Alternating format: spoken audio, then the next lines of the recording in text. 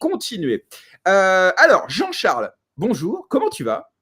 Très, très bien, très, très bien, à Angers où il fait bon vivre également, donc tout va bien ici.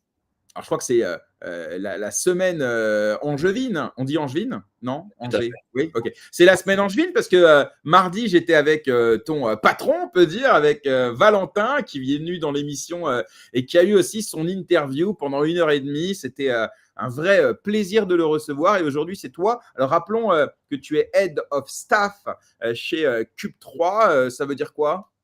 Je m'occupe, de toutes les opérations, c'est, l'équivalent d'un CEO également. On a privilégié cette appellation de Head of Staff, puisque j'étais auparavant Head of International Relations, donc dans une école de commerce. J'étais responsable des relations internationales et donc ça faisait le lien aussi avec, le monde plutôt de la start-up où on est plutôt Head of ou Chief of, dans le monde de la start-up. Donc voilà, on a gardé cette appellation. Je m'occupe donc des opérations à Cube 3 et plutôt même des relations extérieures. Donc, quand il y a des salons, des partenariats, je m'en occupe. Il y a souvent un premier tour où c'est Valentin qui fait les mises en relation et puis après, pour toute la gestion après en bac, je m'en occupe. Et je m'occupe également de l'accompagnement des entrepreneurs et des startups que l'on accélère à Q3. Donc, ça, c'est aussi une part importante de mon activité et je le fais depuis septembre à Cube 3 et très heureux de le faire et Valentin a évoqué notamment Spotlight et j'espère qu'on pourra en reparler aussi tout à l'heure. Alors, pour être très honnête, non, c'est pas le Oui. but. Là, on va vraiment se focus sur le livre. Je rappelle qu'on a ceux qui veulent en savoir plus sur Cube 3, Spotlight, tout ça. On a passé 1 heure et demie mardi là-dessus. Et Valentin était même venu dans l'émission il y a déjà 2 semaines, je crois, pour nous parler en exclusivité de Spotlight. Donc voilà, je pense qu'on a fait le tour sur la chaîne. Et là, nous, on va parler un peu plus de ton ouvrage. C'est pour ça, d'ailleurs, que je t'ai demandé Tout à fait. d'avoir la gentillesse de venir dans l'émission et merci d'avoir accepté. Alors, à côté de Cube 3, tu es également enseignant en géopolitique au sein, je crois, de 2 établissements. D'ailleurs, j'ai vu que tu as récemment intégré une nouvelle école et tu enseignes donc la géopolitique, mais là, rien à voir avec la crypto. Hein. Tu nous l'avais dit, mais peut-être tu veux nous raconter un peu ce que tu fais en tant qu'enseignant dans ces 2 écoles. Tout à fait, je donne des cours de géopolitique dans 2 écoles de commerce, une à Paris, une à Angers.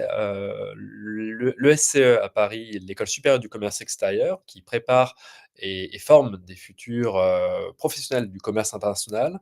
Donc, c'est une école avec un recrutement très international. Il y a des Français qui viennent de l'étranger, qui sont des enfants souvent, d'expatriés. On a aussi beaucoup de personnes, qui, viennent de l'étranger, pas seulement étrangers francophones, mais aussi anglophones. Donc vraiment, le recrutement des étudiants est super, super riche. Donc on a des échanges passionnants en cours. Et je travaille également dans une école de commerce située à Angers, l'ESCA. Et donc je donne voilà, à peu près 250 heures de cours sur l'année et à des étudiants en première et troisième année, donc des personnes qui sortent du bac, qui ont un certain nombre d'idées sur les relations internationales, sur la géopolitique, qui bah, viennent du secondaire, donc il faut aller creuser un peu. Et puis là, on a une actualité particulièrement chargée depuis le début de l'année, avec ce qui se passe aux États-Unis, bien sûr, la réaction des Européens, les réactions des autres puissances, la Chine, la Russie. Donc on a beaucoup de pain sur la planche. Il y a beaucoup de clés de lecture, de clés de compréhension à donner à ces étudiants qui en sont demandeurs. Donc ça, c'est vraiment top. Je fais ça depuis 2022. En D'ailleurs, parallèle, c'est intéressant ce que tu dis quand tu dis qu'ils sont demandeurs. Alors, ouais. j'imagine que les enseignants qui assistent à ce type de cursus, a fortiori avec un professeur comme toi, qui a l'air, voilà, qui est dans le, qui est un peu dans l'air du temps. Tu sais, t'es pas un vieux professeur de géopolitique de 60 ans. Donc, non, mais j'imagine que dès le départ, il y avait déjà une appétence à suivre un peu ces sujets-là. J'imagine, sinon il ne serait pas là. Mais là, depuis notamment la campagne de 2024, l'investiture de Donald Trump et tout, j'ai l'impression qu'on n'a jamais autant parlé de géopolitique. Parce que J'ai ça cette se fait, impression parce sur le que ça sujet. se fait. Alors on pourra en discuter. Hein. Je ne sais pas s'il y a un changement. Il y a des changements géopolitiques, il y a des rapports de force qui changent et tout ça, on en reparlera. Mais surtout, il y a une médiatisation de ce qui se faisait peut-être avant, un peu plus en coulisses, tant et si bien que ça devient un enjeu trend. Et donc, quand tu disais ils sont demandeurs, est-ce que tu as vu un changement. Genre, tes élèves, ils viennent avec peut-être plus de questions qu'à l'époque, ils venaient plus en mode bah, je suis là pour apprendre. Là, j'imagine qu'après une interview de Trump ou avec les tarifs douaniers ou j'en sais rien, ils doivent venir en disant monsieur, monsieur. Enfin, est-ce que tu sens cette ébullition ou c'est moi parce que je suis un ouf de géopolitique en ce moment? Non, là, on vit vraiment un moment de rupture, dans, les relations internationales. Le le système international tel qu'il s'est conçu et construit, après la Seconde Guerre mondiale est en train de basculer. On avait un ordre international qui avait été, promu par les États-Unis sur la base du libéralisme. Il faut que les échanges commerciaux, notamment, soient favorisés entre les nations. L'idée, c'était qu'on va favoriser des échanges, entre des nations en basant finalement sur le libéralisme économique, en utilisant les avantages comparatifs. On va chercher à produire dans les endroits où c'est moins cher à produire. Donc, on a une délocalisation de la production vers des pays asiatiques et notamment vers la Chine, qui est devenue l'usine du monde dans les années 80-90. Et ce système-là, il est arrivé à bout de souffle dans les années 2010. Et c'est notamment aussi là-dessus que Donald Trump s'est fait élire en 2016. Il estimait qu'effectivement, il fallait rendre à l'Amérique sa grandeur, qu'il fallait faire rendre aussi à l'Amérique sa puissance, comment dire, c'était le programme America First de Donald Trump, qui finalement battait en brèche la mondialisation qui avait été promue par les États-Unis eux-mêmes. Donc il y avait déjà un premier retournement, une première rupture en 2016, et là, il n'a pas du tout attendu en 2024 pour passer à l'action. Vraiment, il est parti bille en tête, sur ces questions-là, dès le début, de son administration, parce qu'il a tous les pouvoirs aux États-Unis. Si on regarde effectivement l'élection de novembre 2024, c'est pas seulement une élection présidentielle, c'est pas seulement l'élection de Donald Trump à la tête du pays où il a pris ses fonctions en janvier, 2025. C'est aussi, une majorité républicaine à la Chambre des représentants et une majorité républicaine au Sénat. Et ça va tenir pendant 2 ans, jusqu'aux élections de Et mi-mandat. il faut rappeler aussi qu'il a, les républicains ont également la majorité à la Cour suprême hein, depuis Tout à fait. l'élection des juges républicains. Donc effectivement, quand tu dis qu'il a tout pouvoir, c'est que, alors il a tout pouvoir dans la limite de la Constitution, Dans la limite de mais la Constitution. Alors, il y a aussi une opposition qui se lève au niveau des États, eux-mêmes, des différents États américains, la Californie, la Floride, et cetera. Vous avez des cours de justice locales aussi qui remettent en question un certain nombre de décisions, présidentielles. Mais voilà, sur le papier, au niveau du gouvernement fédéral, Donald Trump a les mains libres, pendant au moins 2 ans, jusqu'aux élections de mi-mandat. Alors, il y a un certain nombre de tu sais, c'est quand que c'est arrivé une telle situation?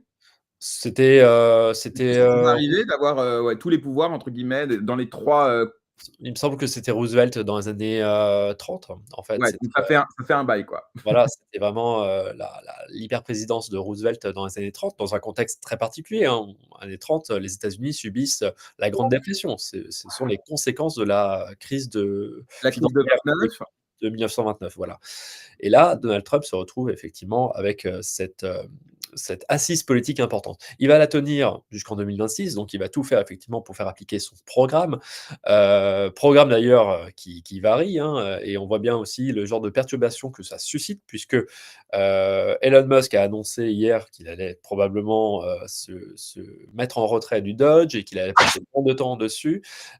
Donc et on a Pour se au-delà de ça. concentrer sur Tesla, qui vit, des moments un peu difficiles. Mais il Ouais, a bien précisé sûr. quand même, que, selon lui, le travail de fond a été fait, qu'il va continuer sans lui, bien sûr et surtout qu'il va quand même y consacrer, quand même, je crois, 1 jour par semaine, avant de se détacher définitivement. Mais effectivement, ouais, il a besoin de se concentrer sur Tesla parce que je crois qu'on a, des résultats qui sont un peu en baisse pour plein de raisons d'ailleurs, mais oui. Et on est à 73 de recul par rapport au plus haut historique sur Tesla, donc c'est effectivement, là, c'est les affaires de monsieur, Musk, mais au-delà effectivement des questions de personnes, au-delà des questions, intérieures aux États-Unis, Donald Trump a lancé, depuis le 2 avril, date du lancement de son annonce de Liberation Day, une guerre commerciale tout azimut.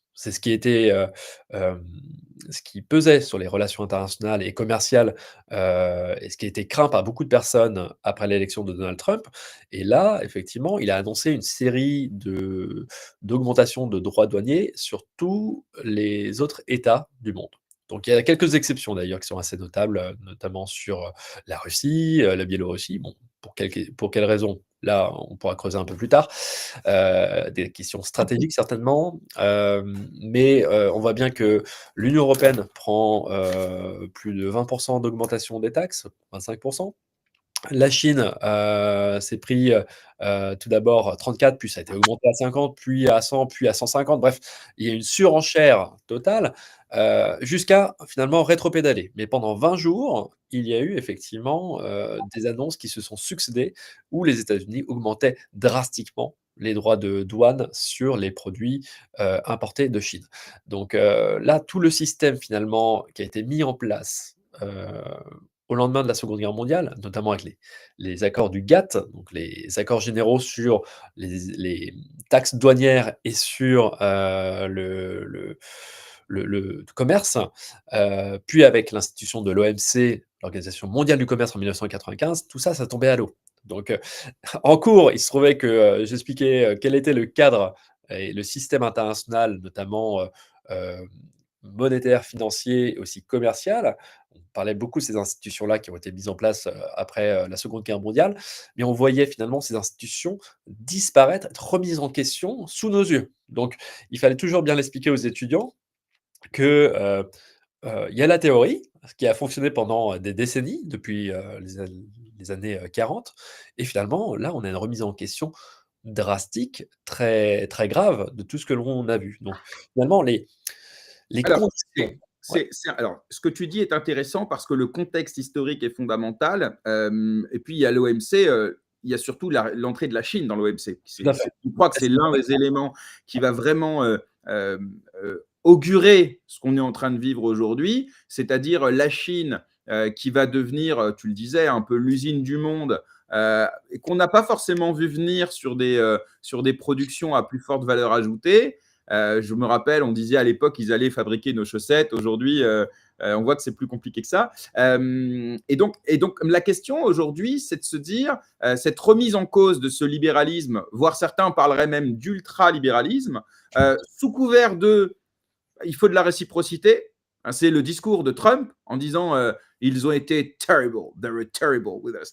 Donc ils ont été terribles avec nous pendant des années. C'est-à-dire, ça veut dire quoi? Ils ont été terribles. Ça veut dire que nous, nos marchés sont ouverts. Et par contre, nous, quand on veut aller vendre chez eux, eh bien, ils nous mettent des droits de douane. Et cette non-réciprocité, elle pèse dans la balance commerciale des États-Unis. Ça, c'est un des arguments. Après, je te laisserai avoir ton expertise.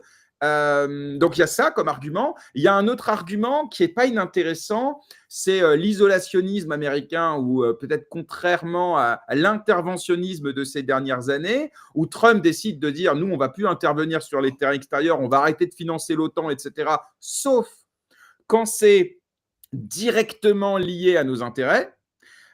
Et donc, on se retire des terrains d'opération, l'Irak qui avait été commencé par Obama. Là, en ce moment, Ukraine et Russie veut absolument sortir de ce conflit parce que ça coûte une blinde pour rien et tout ça. Donc, voilà. Donc, en fait, il y a ces deux chemins-là. Il y a la réciprocité des droits de douane pour éviter que les États-Unis soient le dindon de la farce. Je prends le discours trumpiste, hein, OK, et le fait de on arrête de faire les gendarmes du monde, en fait, parce que ça nous coûte une blinde et parce que derrière, voilà, ça nous rapporte plus rien. On est indépendant énergétiquement, etc. Bref, je te laisse avec ces deux choses-là. J'aimerais avoir ton avis là-dessus.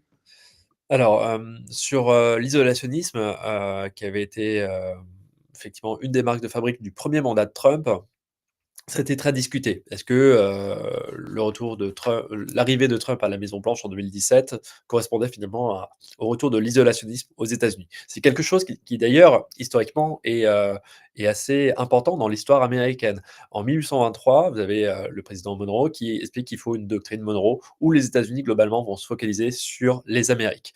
Ils vont, chercher à couper le lien entre les Européens et les Amériques en disant: «Voilà, Les États-Unis vont se focaliser sur les Amériques et nous, Américains, n'allons pas nous focaliser dans les affaires européennes. Donc on attend que les Européens fassent la même chose. Et on parle de ça, d'une doctrine de politique étrangère qui émerge 50 ans à peine après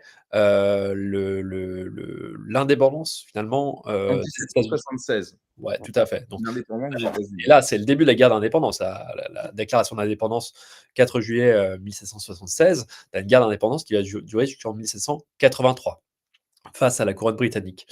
Ça, c'est un point important. Il y a cette volonté effectivement de se couper du monde. Et pendant près de, et quand je parle du monde, c'est surtout des puissances européennes.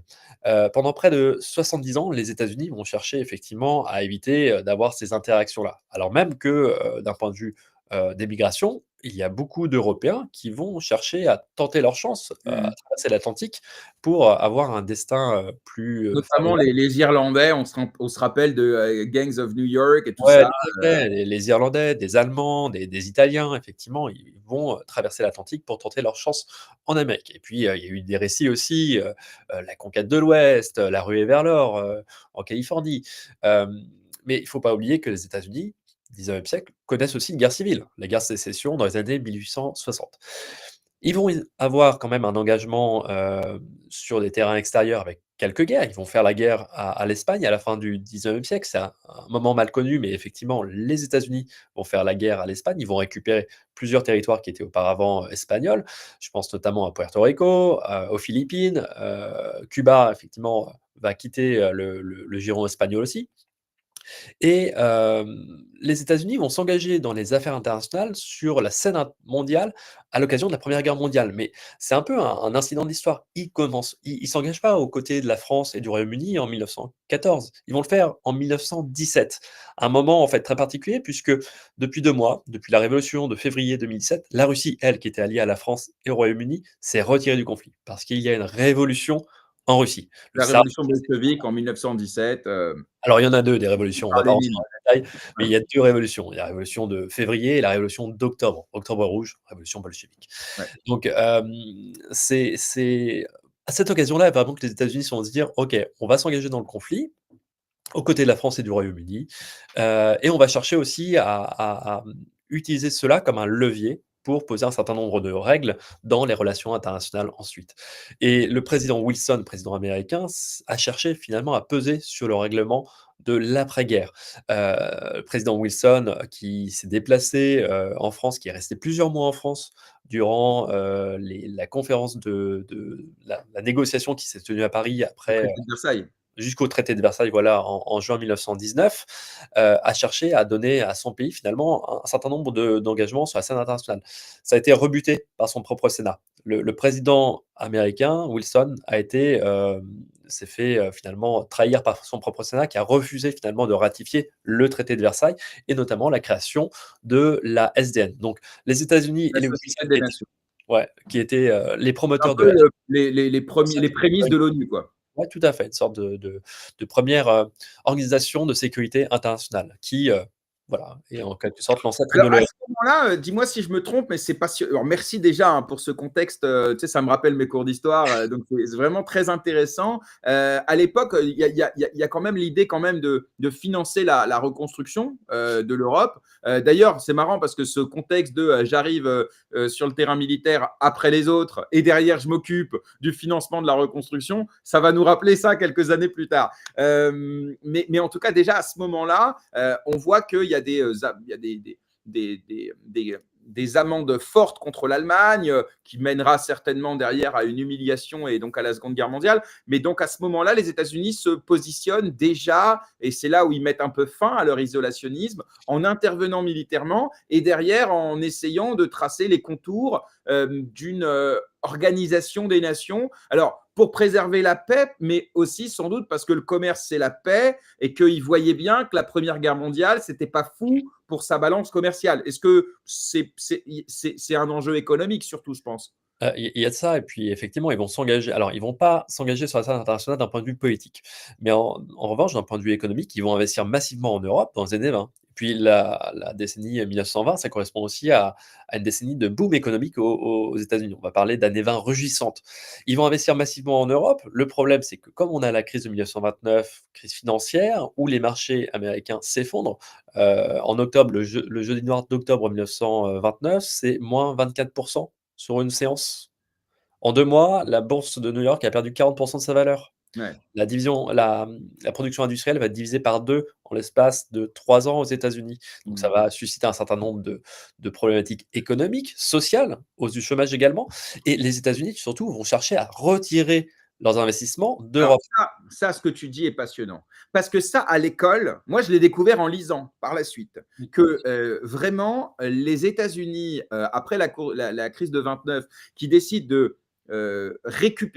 d'arrêter d'investir, mais surtout aussi de demander à ses créanciers de le payer, peut-être un peu plus vite que prévu, plus rapidement. Bref, il y a une pression qui est mise là-dessus. Je crois que ça est une des raisons les plus prégnantes de l'appauvrissement de l'Allemagne et la tombée dans le nazisme et donc le lancement de la Seconde Guerre mondiale. Et ce lien-là, sauf erreur de ma part, c'est un souvenir qui a quelques années, mais quand même, n'est pas, je pense, suffisamment évoqué. Tu le confirmes avec moi ce matin Tout à fait. et c'est intéressant. Ouais. Tout à fait, il y a eu cet effet de contagion finalement, d'une crise financière américaine qui s'est répandue dans le monde, en Europe, mais également en Amérique latine, parce que, les entreprises, américaines cherchaient à tout prix à liquider, leurs investissements à l'étranger pour rapatrier autant que faire se peut, des liquidités, du capital aux États-Unis. Et donc ça a finalement, contribué à répandre cette, crise au reste du monde. Donc on parle vraiment d'une grande dépression aux États-Unis dans les années 30. Les États-Unis vont vraiment embrasser cet isolationnisme, dans les années 30 aussi. Ils vont refuser, peser dans les affaires internationales en Europe, mais aussi en Asie, hein. Le Japon, s'est lancé dans une, guerre de conquête contre la Chine dans les années 30. En Europe, vous avez une Allemagne, nazie à partir de 1933 qui va chercher à pousser ses avantages, en Europe, et les États-Unis vont pas y prendre part parce qu'ils ont pris une série de 3 lois sur la neutralité. Les États-Unis se positionnent comme une puissance neutre dans les années 30. Ils ont assez à faire dans leur propre pays. Ils ont une crise économique et sociale à régler, donc ils ne vont pas s'engager dans les relations internationales. Et ça a totalement basculé avec la Seconde Guerre mondiale. Et là encore, rappelons-le, ils vont s'engager dans la Seconde Guerre mondiale qu'après l'attaque de Pearl Harbor, pardon, en décembre 1941. Donc vous voyez, c'est quand même assez tardif par Non, rapport. mais ça, c'est intéressant parce que, et ce que tu dis est passionnant parce qu'en plus, ça va peut-être éclairer aussi un petit peu ce qui se passe aujourd'hui. C'est-à-dire qu'on a tendance souvent à se dire les États-Unis sont les gentils. Non, mais je vulgarise, mais c'est quelque chose, franchement, qui transpire de la culture de la plupart des gens. C'est les États-Unis, ils sont venus pendant la Seconde Guerre mondiale pour nous sauver, c'est les gentils. La réalité, c'est que je crois, il n'y a pas de question à ce moment-là de gentil ou de méchant. La réalité, c'est qu'ils sont attaqués à Pearl Harbor, donc sur les côtes japonaises, ou en tout cas dans le Pacifique. Hein, je ne saurais plus À exactement. Hawaï. Voilà, à Hawaï, donc clairement. Et donc à ce moment-là, même si je crois hein, que l'Europe, avant ça, pendant des mois et des mois, essaye de pousser les Américains à venir les aider et les États-Unis refusent. Donc il n'y a pas de question de c'est nos potes. Il n'y a que des rapports à ce moment-là de force et d'intérêt. Et donc, lorsque Pearl Harbor arrive, ça a été donc dans l'opinion publique quand même quelque chose d'assez fort. Hein. On est attaqué directement, ça a fait plein de morts et tout.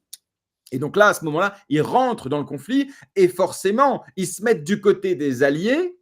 On appelle ça les alliés, rappelle-moi, parce qu'il y avait, ouais, c'est ça, il y a les alliés. Et l'axe. Voilà, bravo, il y avait je me souvenais plus, mais merci beaucoup.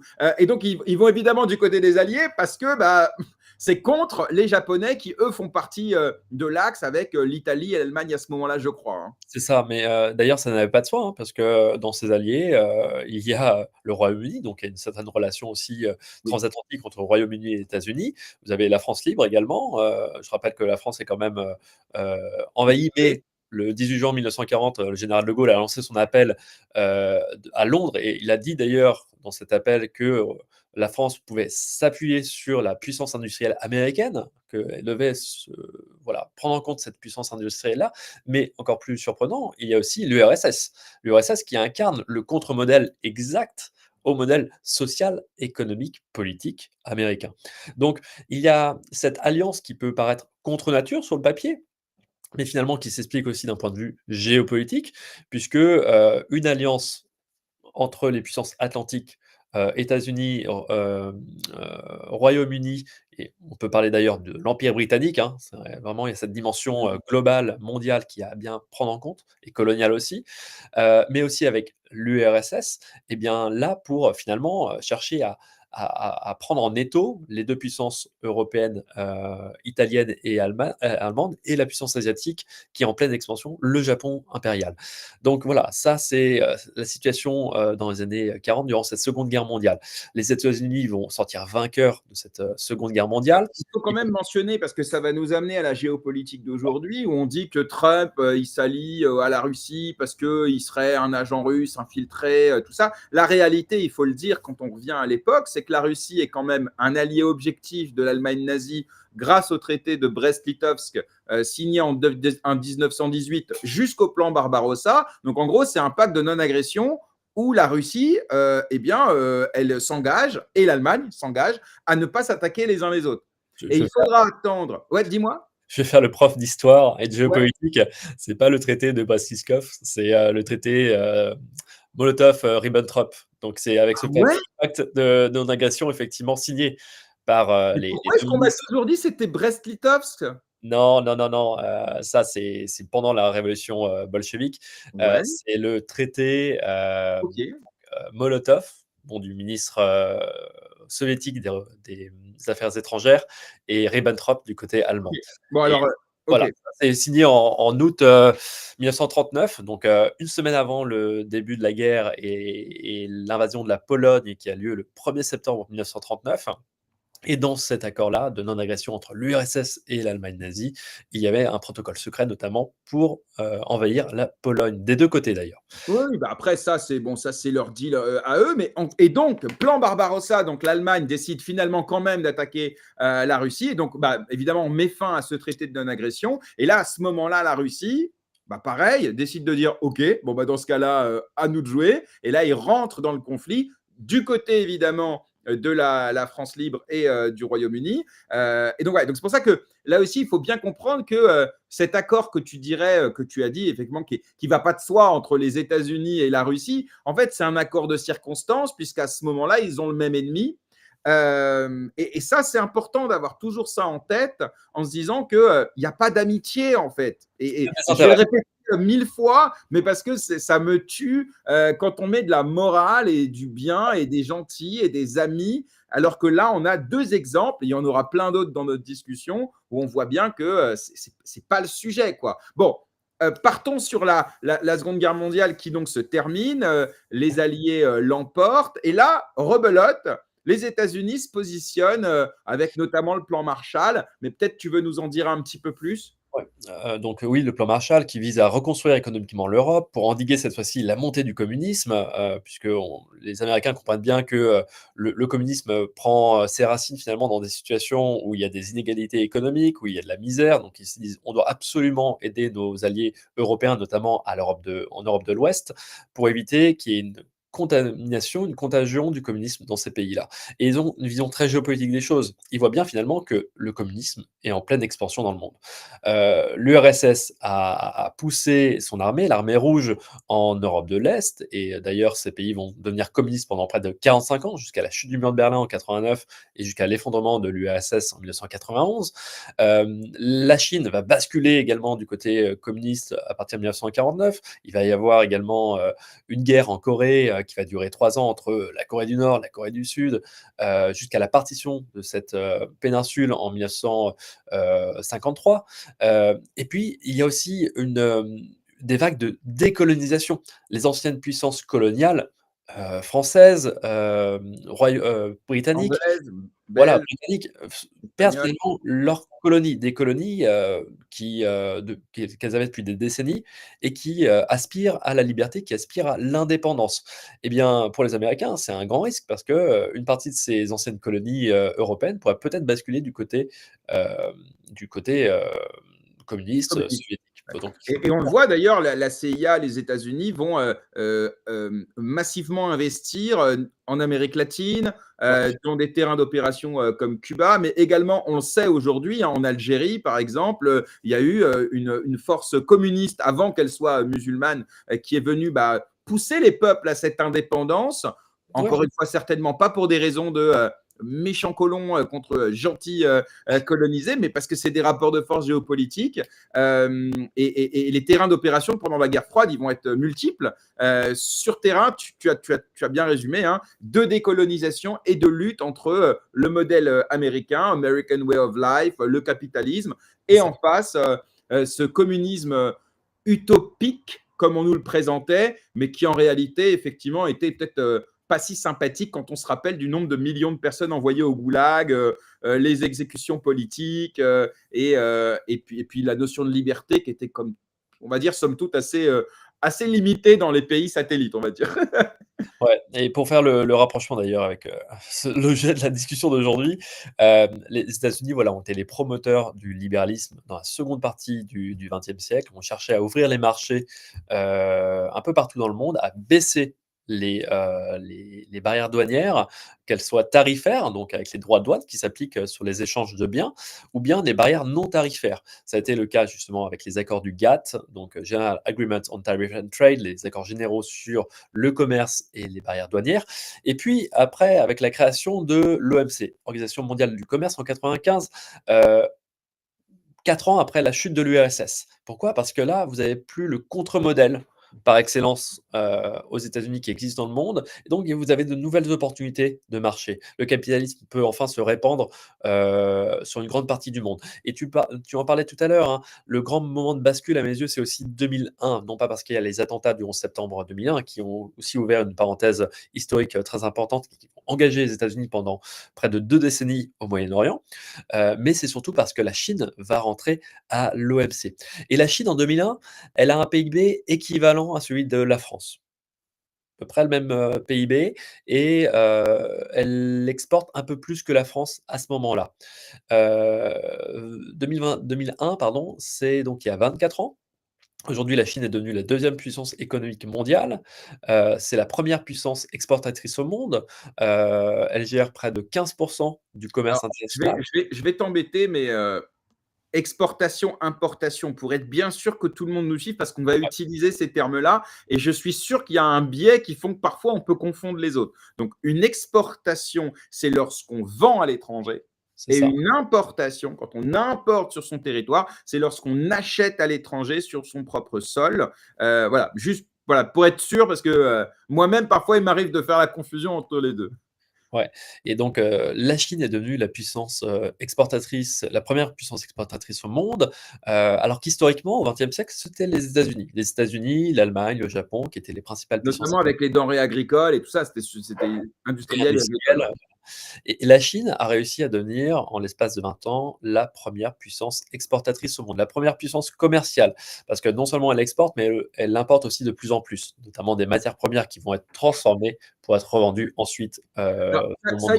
il faut le comprendre très rapidement. On a une main-d'œuvre qui est évidemment pas chère du tout. On a un marché intérieur qui petit à petit s'enrichit, et donc on a un marché intérieur, donc une consommation des Chinois qui aussi augmente, donc qui fait qu'on consomme, on crée de la croissance et tout ça. Et puis on a une expertise industrielle qui petit à petit se développe, où on va passer de je produis vos produits à je copie vos produits à j'innove, et finalement aujourd'hui c'est vous qui allez peut-être copier mes produits. On le voit avec les voitures électriques là. Il y a une vraie montée en gamme très rapide du côté de la Chine, mais là, ils ont aussi répliqué un certain nombre de modèles qui ont marché ailleurs en Asie, au Japon, en Corée du Sud, à Taïwan, et ça a été vraiment l'objet d'investissements importants des pouvoirs publics chinois à partir des années 90 et surtout à partir des années 2000. Et, sur cette situation-là, ça n'a pas plu aux États-Unis, qui estimaient qu'ils étaient effectivement dans une situation où ils dépendaient de plus en plus de la Chine. Ça a creusé notamment leur déficit commercial, c'est-à-dire la différence entre les exportations et les importations, entre ce que vous envoyez et les revenus que vous tirez de ces exportations et ce que vous payez parce que vous importez des produits de l'étranger. Et les États-Unis ont depuis les années 70 une balance commerciale déficitaire, c'est-à-dire Mais, qu'ils mais ça en soi, dis-moi si je me trompe, mais ce n'était pas très grave jusqu'à récemment, puisque la Chine utilisait les dollars, donc les excédents commerciaux, pour acheter des bons du Trésor américain. Donc il y avait un deal. Américaine, voilà. Il y Et avait un ça, deal. c'est fondamental pour comprendre la crise qu'on vit aujourd'hui. C'est ça. Dans un système ouvert, il y avait cette codépendance, en fait. Les Chinois faisaient des excédents commerciaux grâce, effectivement, à leurs exportations dans le monde entier, particulièrement aux États-Unis. Et les Américains en tiraient aussi un avantage, puisque la Chine achetait de la dette américaine via les bons du Trésor. C'est plus le cas depuis quelques années. Maintenant, les Chinois se disent on va arrêter, on va diminuer notre exposition aux bons du Trésor américain. Et là, en fait, dans le On va contexte, investir dans l'or, notamment. voilà, ils vont investir dans d'autres véhicules, notamment l'or, d'autres actifs. Mais ils peuvent se dire aussi maintenant, on va chercher à vendre ces bons du Trésor américain. Donc, pour pouvoir peser sur ce marché obligataire et faire pression sur les États-Unis. Donc là, il y a Alors vraiment ça, retenez bien, pardon, je ne veux pas spoil, mais retenez bien parce que ça, cette information dont j'ai parlé ailleurs et que Jean-Charles nous confirme ici, et merci encore pour le temps que tu nous accordes ce matin pour ce contexte qui est passionnant. C'est crucial pour comprendre ce qui s'est passé en avril, là, cette année. Donc, retenez bien, la Chine jusqu'à présent finance la dette américaine en achetant des bons du Trésor, et ça, les États-Unis, c'est un deal, ça marche bien. Récemment, ils le font un peu moins, donc ils achètent moins. Donc derrière, ça pèse évidemment sur les taux d'emprunt des États-Unis pour s'endetter et continuer à vivre leur train de vie, parce que c'est ça la réalité. Mais pire que ça, depuis quelques mois, années, ils vendent les bons du Trésor américain, donc ils vendent de la dette.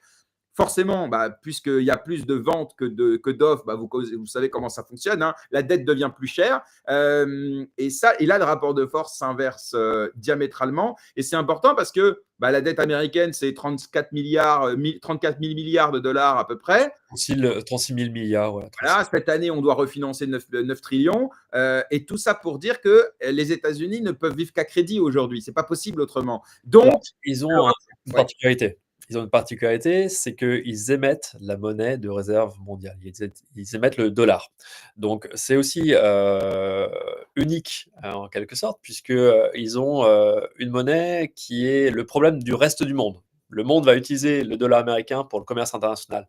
Sauf qu'il y a une seule puissance qui va émettre ce dollar, ce sont les États-Unis. Donc, ils savent aussi qu'ils ont cette arme monétaire qui est très forte. Et là, ça va faire le lien avec Bitcoin. Parce que oui, mais avant ça, on peut quand même dire que même cette notion de réserve, de monnaie stratégique dans l'économie, même ça, ces dernières années, notamment dû au conflit russo-ukrainien, a été remis en cause puisque pour la première fois, du pétrole a été échangé dans une autre monnaie que le dollar, et le pétrodollar, qui fait partie quand même de la base de la puissance du dollar, puisque rien ne se fait sans pétrole et que tu ne peux pas acheter de pétrole sans dollar. Aujourd'hui, ça n'est plus le cas. On peut échanger du pétrole dans d'autres monnaies. Ça s'est fait. La Russie a dû le faire à cause des sanctions, etc. Et donc, ça a mis une petite brèche dans cette hégémonie du dollar. En tout cas, c'est l'analyse que j'en fais. ce que tu dis là est vrai, mais c'est pas la première fois que ça arrive.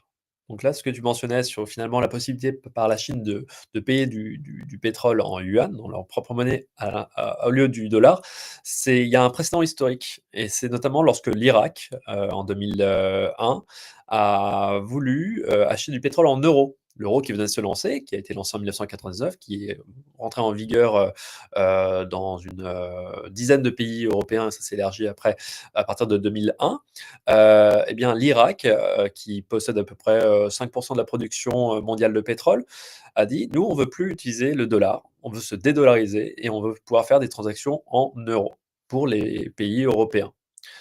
Ça n'a pas plu aux Américains. Ça n'a pas plu aux Américains du tout. Et c'est certainement l'un des griefs qui a certainement aussi poussé les Américains à intervenir en Irak en 2003 pour des motifs fallacieux, disons-le. Mais c'est intéressant parce que les complotistes diraient qu'en vérité, le 11 septembre, c'était un prétexte et qu'en fait, de toute façon, il fallait aller récupérer la souveraineté sur place. Pareil avec la Libye, où on sait que Kadhafi avait des velléités d'une monnaie africaine. Donc, ce que je veux dire par là, c'est que voilà, le Moyen-Orient et les conflits qui s'y sont déroulés, il y a toujours eu évidemment un élément déclencheur parce qu'il faut convaincre l'opinion publique, parce qu'il faut convaincre les chambres d'allouer les budgets militaires, etc. Mais derrière, ce que tu dis là, je n'avais pas cette information. Donc effectivement, elle est folle. Mais en tout cas, on voit bien qu'à l'époque, le rôle de superpuissance militaire qui peut à tout moment activer, c'est en gros faire tomber un dirigeant, le remplacer, comme ça s'est fait d'innombrables fois en Amérique latine notamment, eh bien, dans les débuts des années 2000, ça marchait bien. Sauf que lorsque ce sont des pays comme la Chine ou la Russie, là, les États-Unis, ils ne peuvent pas décider de dire il n'y a pas de problème, on envoie les GIs et on règle le problème. Rappelons que ces deux pays-là ont l'arme nucléaire aussi, hein. La Russie, c'est la première puissance nucléaire au monde, plus de Voilà. 6000 têtes nucléaires. Les États-Unis sont la seconde avec 5000, c'est déjà bien assez. Bon, ça, il suffit d'une, surtout que l'armement militaire russe a beaucoup évolué ces dernières années. Certains diraient même qu'ils ont réussi à aller au-delà de ce qu'on sait de l'armée, de l'innovation technologique des missiles américains. Oui, mais là encore, ce qui va primer, c'est l'utilisation sur le terrain. Et pour ce qui se passe en Ukraine depuis plus de 3 ans, c'est dramatique, on ne voit pas non plus la supériorité finalement de l'armement russe sur le terrain. Parce qu'ils ne veulent pas détruire la Russie. L'Ukraine. L'Ukraine. S'ils voulaient, ils pourraient. Mais Il y la a, vérité, il y a quand même des grandes portions du territoire ukrainien désormais qui sont inutilisables, inhabitables parce que ça a été miné. Voilà, donc c'est économiquement, même s'il y a un règlement pacifique du conflit dans les mois qui viennent, il n'y aura pas finalement d'exploitation économique de larges portions du territoire ukrainien. Donc, non, mais ce que je veux dire par là, c'est que je pense qu'il faut être, il faut être honnête. La Russie, de par sa technologie militaire, le nombre s'ils voulaient, et s'ils s'en foutaient de la viabilité du territoire ukrainien ou de sa réputation internationale, etc., honnêtement, je pense qu'ils pourraient sans aucun problème rayer l'Ukraine de la carte. L'Ukraine n'est pas dans l'OTAN, l'Ukraine n'est pas un pays nucléaire. Donc voilà, donc s'ils ne le font tout pas. à fait le faire, et ils menacent régulièrement de le faire. Il y a un certain Oui, nombre ça après, c'est de le. commentateurs russes un peu extrémistes qui rappellent Il a même dit qu'il pouvait le faire avec Paris en l'espace de exactement ce 2 que j'allais secondes dire. Ouais, tout à grâce fait. à leurs missiles qui vont à une vitesse jamais vue. Ils ont fait des tests. C'est D'ailleurs, ça. j'ai vu que Trump récemment a dit en conférence de presse, parce que l'idée selon laquelle l'armement russe aurait dépassé technologiquement les armes connues des USA, Trump s'est senti obligé en conférence de presse de dire nous avons des armes, nous avons développé des armes que vous ne connaissez même pas et qui sont voilà. Donc, mais tu vois, quand un mec il est obligé de dire. Oui, mais ça, après, là, il faut regarder aussi un certain nombre de choses, notamment les budgets militaires. Le budget militaire de la Russie avant cette guerre, c'est 60 milliards de dollars annuels. Du côté américain, on est plutôt dans les années 2020-2021 aux alentours de 750 milliards. Aujourd'hui, on arrive sur les 900 milliards et Trump veut même porter ce budget de la défense à 1 trilliard, donc 1000 milliards de dollars. Et c'est des budgets qui sont cumulatifs. D'accord? C'est-à-dire que depuis des années, les États-Unis mettent chaque année sur la table plus de 800 milliards de dollars sur la table. Là où la Russie met 60 milliards de dollars pour assurer sa défense chaque année. La Russie, c'est le troisième budget militaire au monde. Vous avez la Chine qui est à peu près à un tiers. Je crois qu'on est un peu plus. Hein, j'ai vérifié quand même pour ne pas dire de bêtises, mais je crois qu'on est quand même aux alentours de 150 milliards, puisqu'entre 2023 et 2024, le budget de la Russie pour le militaire, c'est 146 milliards de dollars. Je parle avant la guerre. C'est 60 milliards Ah oui, avant la guerre. d'accord. Mais non, mais c'est pour ça que là, quand je parle de leur progrès en la matière, c'est extrêmement récent. Voilà, voilà, on est loin des chiffres que tu donnes pour les États-Unis. Mais voilà, en tout cas, là, ça s'est quand même accéléré ces derniers mois. Non pas seulement pour la guerre en Ukraine, mais parce que je pense que la Russie se dit que voilà, à un moment donné, il va falloir qu'ils envisagent peut-être que l'Ukraine intègre l'OTAN ou qu'il y a un accord avec une administration quelconque qui dirait que si vous touchez à l'Ukraine, on intervient. Donc voilà, les choses, elles évoluent aussi de ce côté-là, quoi. Ouais. On va peut-être revenir sur plutôt, les histoires liées à Bitcoin. On parlait tout à l'heure du dollar, et là, ce qui se joue, c'est capital pour, la puissance américaine. Hem, Ils peuvent s'appuyer non seulement sur leur armée, mais aussi sur leur monnaie, et ça, c'est, assez inouï, dans l'histoire, puisque au niveau, historique, on n'a jamais eu, une puissance aussi importante que celle des États-Unis, que ça soit en matière de hard power, de puissance dure, militaire, stratégique, ou, en termes de puissance, plus douce, la capacité à convaincre les autres, à modeler finalement aussi un récit, et d'apporter, à sa table, et de rallier à ses vues, un grand nombre d'autres puissances, de personnes. Hem, Là, on voit que ce modèle-là est en train de se fracturer, parce qu'on voit émerger un certain nombre de puissances qui sont en capacité de contester ce américaine. Il y a bien sûr la Chine, qui a des moyens, économiques et stratégiques nettement plus importants que l'URSS, au sommet de sa puissance. Puisque la Chine est une puissance économique importante, une puissance commerciale, la première puissance commerciale au monde, et donc elle dispose de ressources très importantes.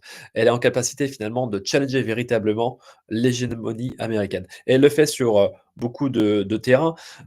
Par exemple, elle cherche à promouvoir d'autres institutions internationales que, celles, qui sont nées en 1944 avec Bretton Woods.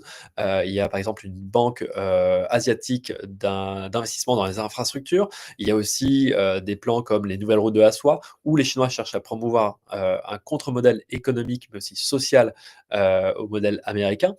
Et ils cherchent aussi à se libérer finalement de l'omniprésence du dollar, et tu l'as rappelé tout à l'heure, sur les transactions, pétrolières.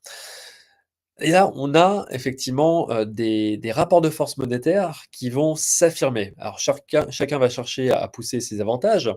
On peut parler de, avant d'arriver à Bitcoin, ce sera la conclusion et sur laquelle on passera du temps, bien sûr, la conclusion à laquelle on aimerait tous arriver d'ailleurs. Mais l'euro, là-dedans, puisque Bitcoin bah, se présente comme une monnaie et ou comme une réserve de valeur, on a le dollar, on a le yuan qui voilà qui veut pas sans doute à mon avis devenir la monnaie de référence parce qu'il faudrait qu'elle est bien trop dévalorisée, enfin dévaluée à mon avis.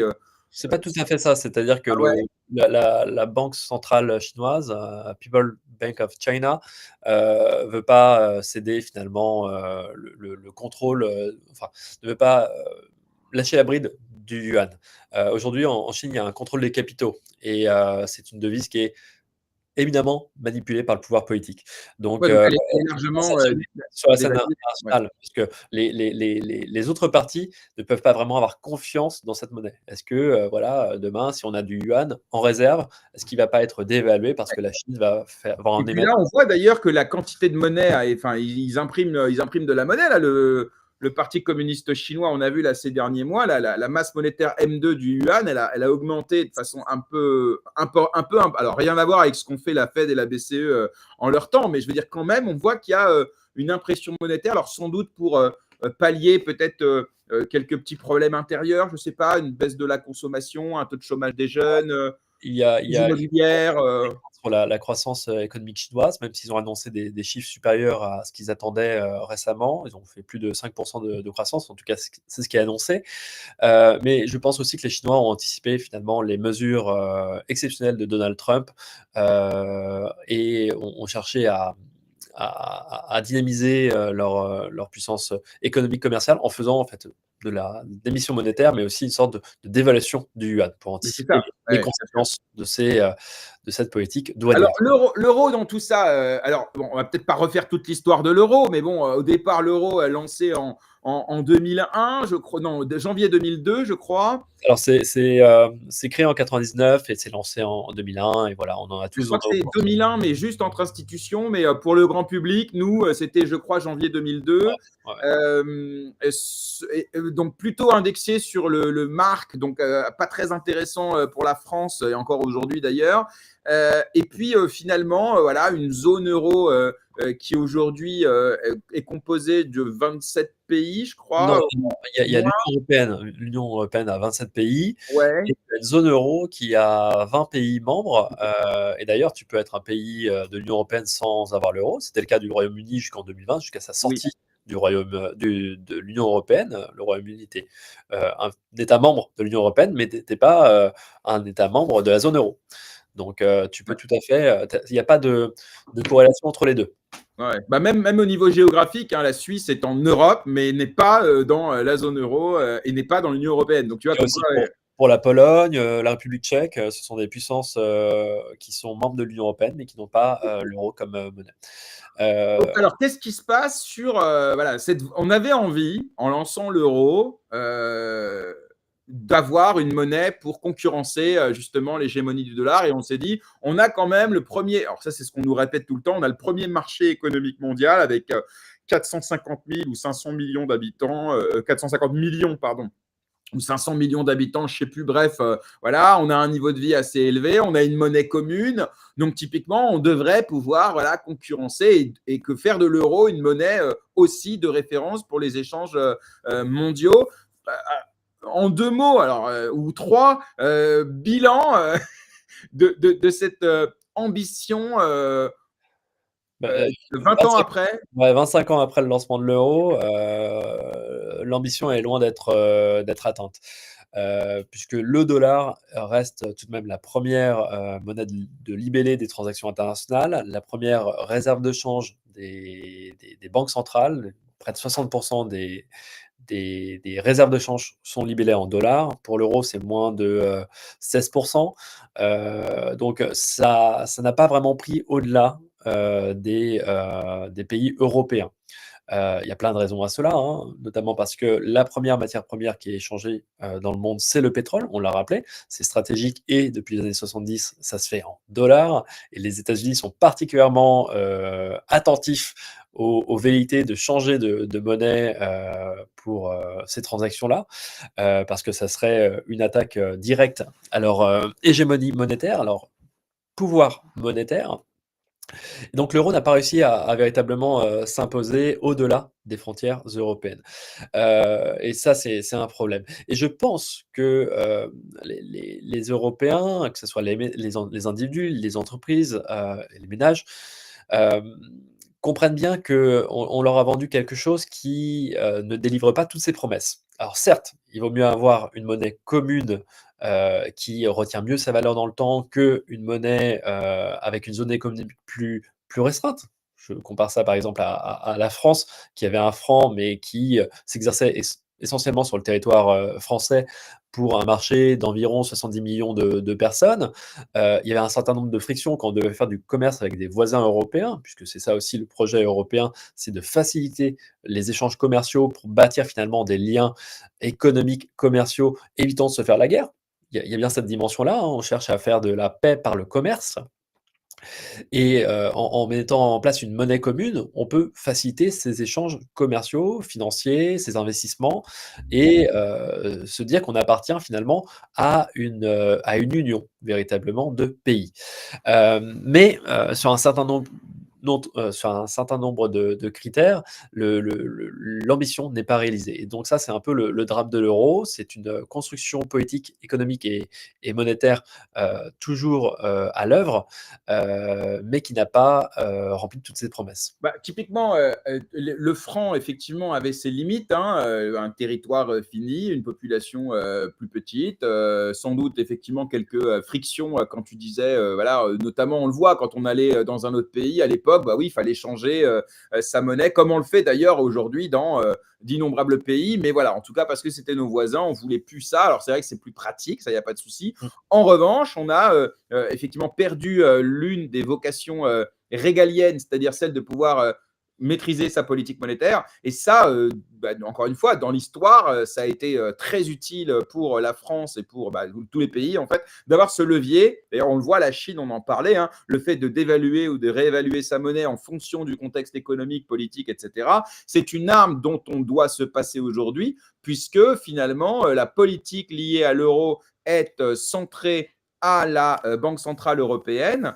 Et finalement, on peut même dire, et ça, j'aimerais avoir ton avis là-dessus, finalement, plutôt du point de vue des intérêts allemands, notamment sa politique industrielle, etc. Et donc, s'il y a un désalignement entre les prises de décision liées à l'euro et la France, puisqu'on est français, soyons un peu patriotes, on peut se dire que finalement, est-ce que ça a été une bonne chose pour la France ou pas? Il y a un débat qui est primordial vis-à-vis de la création de l'euro, c'est pour savoir si l'euro, la zone euro, est une zone économique et monétaire optimale. Est-ce que, effectivement, compte tenu de la structure économique de chaque nation qui compose la zone euro, euh, est-ce que leurs intérêts économiques sont alignés avec une monnaie qui est forte? Une monnaie forte, c'est très intéressant quand on est une puissance exportatrice comme l'Allemagne. L'Allemagne qui, historiquement, et depuis la fin de la Seconde Guerre mondiale, est la principale puissance exportatrice européenne. Euh, Notamment sur l'automobile, la chimie, voilà. Parce que vous allez avoir des excédents commerciaux qui vont être libellés dans une monnaie forte, c'est plus intéressant. Ça vous donne effectivement des avantages à l'exportation. En revanche, si vous dépendez plus d'importations, et historiquement c'est le cas pour les puissances européennes du Sud, du littoral méditerranéen, mais aussi en grande partie pour la France, vous avez plutôt besoin d'une monnaie faible. Et en fait, on a des tensions importantes entre plusieurs pays de la zone euro. Et d'ailleurs, ça a suscité une crise importante il y a maintenant 10-15 ans, la crise de l'eurozone, avec pour cheval de Troie, en quelque sorte, la crise grecque. Crise grecque qui a mené effectivement l'eurozone au bord du précipice. Et Le on s'en rappelle à l'époque. contexte, pour rappeler, voilà, effectivement, on a en 2008 crise des subprimes et un peu plus tard, on a crise de la dette européenne, où on se rend compte que la Grèce aurait voilà, pas vraiment fourni les bonnes infos. Et qui est l'ex public, ouais, tout à fait. Voilà, Ça sur ça ça. rappelle 2-3 choses qui se sont passées aussi en France, l'année dernière. Mais en Grèce, il y a effectivement eu cette révélation comme quoi l'état des comptes publics était nettement plus dégradé qu'anticipé et annoncé. Et Et donc ça a là, mené. la France et l'Allemagne qui sont pas. Il y en a un qui veut lâcher la Grèce, d'autres qui dit il faut pas. Parce que si on lâche la Grèce, on envoie un message au marché en disant que dès qu'il y a un pays qui est pas bon, bah, il a plus le soutien des autres, donc c'est plus une zone unifiée. Et en même temps, l'Allemagne qui, elle, dit ben, on va pas payer pour les mauvais élèves. Je simplifie, hein, mais c'est un peu ce qui se passe. Et finalement, c'est Hollande qui va gagner sur Merkel en mettant en place une gestion tripartite entre le FMI, la BCE et un autre, je ne sais plus c'est qui. L'Union européenne, L'Union la européenne. troïka, voilà, avec ces Voilà. 3 Et finalement, pour imposer des sanctions drastiques, mais qui vont d'une certaine manière sauver ou donner un second répit à la zone euro et à la Grèce qui bah, risquait la faillite, clairement, hein, vis-à-vis de pas des sanctions, un plan de sauvetage effectivement, conditionné à des coupes très importantes dans les dépenses Tu as publiques raison de préciser. Tu as raison. public grec et aussi des privatisations. Alors le but c'était quoi? C'était tout simplement de diminuer la charge de la dette grecque et de diminuer aussi cette dette grecque. Alors spoiler alerte, la dette grecque a explosé en ratio de PIB. Si on regarde les chiffres, je crois que ça a doublé en l'espace de 10 ans, le ratio de la dette grecque. Pourquoi? Parce que tout simplement, le PIB grec s'est effondré, il dépendait énormément du tourisme, mais du fait effectivement de ces mesures drastiques de coupe des dépenses publiques, le PIB grec s'est effondré. Et donc le rapport entre la dette et le PIB a explosé. Donc, Il y a aussi le fait que l'euro s'est effondré aussi. Et donc forcément, bah, comme c'est un pays qui exporte énormément, bah, sa balance, elle a aussi baissé. On voit le cours de l'euro ces dernières années a accentué évidemment avec la crise Covid où on a créé de la monnaie comme never. Bah, forcément, à un moment donné, ta monnaie, elle vaut plus grand-chose, quoi. ouais, tout à fait. Et donc il y avait ce moment euh, de bascule véritablement pour l'euro. La BCE a pris une décision très importante vis-à-vis de cette crise. Et c'était le fameux mot de Mario Draghi, le directeur de la BCE à l'époque. On va sauver la zone whatever it costs. Donc, quoi qu'il en coûte. C'était pas Emmanuel Macron c'est pas lui qui a trouvé cette formule-là en 2020 pendant la crise du Covid. Hein. C'était vraiment le dirigeant de la Banque centrale européenne, Mario Draghi, qui l'avait trouvé à l'occasion de la crise de l'eurozone. Donc ça, c'est un point important. Et d'ailleurs, pendant cette crise grecque, il y a eu des élections qui ont été gagnées par un parti d'extrême gauche, Syriza. Donc il y avait Alexis Tsipras qui était devenu Premier ministre, qui avait cherché à mettre un rapport de force avec les institutions européennes, avec la Commission européenne, avec le gouvernement allemand. Il y a un très bon film qui est tiré d'ailleurs d'un livre de son ministre des Finances, Yanis Varoufakis, Adults in the Rooms, donc des adultes dans la pièce, où il montre finalement les coulisses de cette négociation entre l'Allemagne et la Grèce pour chercher à desserrer l'étau européen qui pèse alors sur la Grèce. Et Yanis Varoufakis, qui était donc en charge des finances de la Grèce à ce moment-là, dans le gouvernement grec d'extrême gauche, avait plusieurs options sur la table. Alors, il pouvait émettre à nouveau du drachme pour dire, bon, la Grèce sort de facto de la zone euro et on ne met pas en péril tout l'édifice monétaire européen. Mais il se disait aussi, on peut tenter d'utiliser Bitcoin. On a éventuellement cette solution-là en ligne qui existe depuis maintenant quelques années, qui semble fonctionner. On n'a pas encore tout compris, mais il y a Bitcoin qui éventuellement existe et qui est présent sur la table. Est-ce qu'on saute le pas ou pas? Ils l'ont pas fait, on le sait, mais C'était quand ça? ça, c'était en 2013. 2013. Donc Bitcoin existe depuis 5 ans, 2019, 10, 11, 12, 13, 5 ans. Et c'est déjà une des options sur la table pour un gouvernement européen qui fait face à des situations inédites. Et d'ailleurs, en 2013, vous avez aussi une crise qui va secouer pas mal Chypre. Chypre qui va subir les contre-coups finalement de cette crise grecque. Pourquoi? Parce que les établissements chypriotes qui, pour des raisons économiques mais aussi culturelles, sont très liés aux établissements financiers grecs, subissent finalement les pertes également de ce qui se passe en Grèce. Et donc, il va y avoir aussi une intervention du FMI et de la BCE à Chypre qui va être conditionnée à des coupes importantes dans la dépense publique, mais aussi sur des saisies sur les comptes bancaires. Un contrôle des capitaux et des saisies sur les comptes bancaires. Il y a 2 plans qui sont mis en place. Le premier plan a été refusé, le second plan a été approuvé, et il y a eu des saisies sur les comptes bancaires chypriotes. Et pour pouvoir saisir ces fonds sur les comptes bancaires chypriotes, il fallait tout d'abord instaurer un contrôle d'échange et un contrôle des capitaux. C'est-à-dire que il était impossible pour des Chypriotes de transférer leur argent de leur banque chypriote vers une autre banque étrangère. Il était impossible pour eux de retirer plus d'un certain montant d'euros par jour pour pouvoir vivre voilà, pendant ces semaines de mars 2013.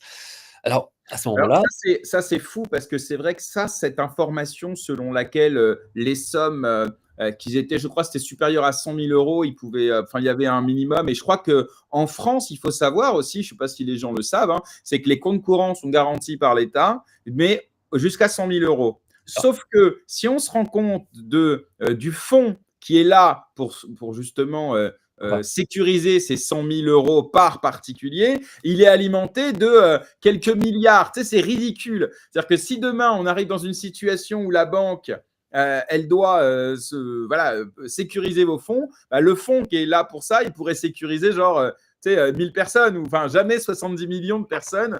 Donc voilà, donc, ça pourrait nous arriver typiquement.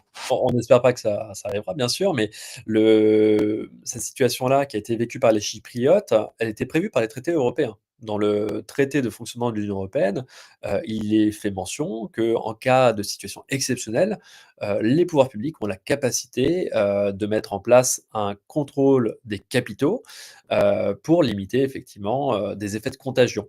Donc là, on a cherché à circonscrire cette crise à Chypre, et Chypre pèse à peine 1% du PIB européen, mais ça a été un signal très important à envoyer aux Chypriotes, mais aussi au reste du monde. Beaucoup de personnes se sont intéressées à Bitcoin, Ouais. à Chypre, mais aussi ailleurs dans le monde.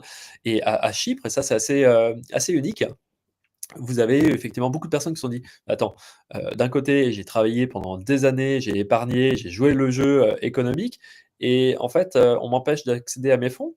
Je peux plus, transférer librement ces fonds-là parce que c'est détenu par un tiers, la banque et il y a quelque chose qui s'appelle Bitcoin qui me permet de faire ces transferts-là comme je le veux, comme je l'entends et sans avoir, à D'ailleurs, attendre que l'établissement ouvre» ou bref. cette réflexion des populations, parce que quand Ouais, c'est une réflexion des économistes ou des enseignants comme toi, ok, ça, on le sait, on y pense, on le réfléchit depuis très longtemps, mais lorsque ça devient un événement d'actualité dont la population s'empare, voire enfin, en tout cas elle y a accès, là ça change un peu la donne, parce que là ça peut faire pression sur le politique et même se voir au niveau des votes. On l'a vu notamment au Liban, alors situation un peu différente, mais quand même, où là aussi, on a une inflation qui est juste massive, où la livre libanaise ou lire, l'un ou l'autre, je ne veux pas dire de bêtises, ne vaut plus rien, parce qu'en plus, elle est liée au dollar. Et surtout, on a des Libanais qui ne peuvent pas aller retirer leur argent.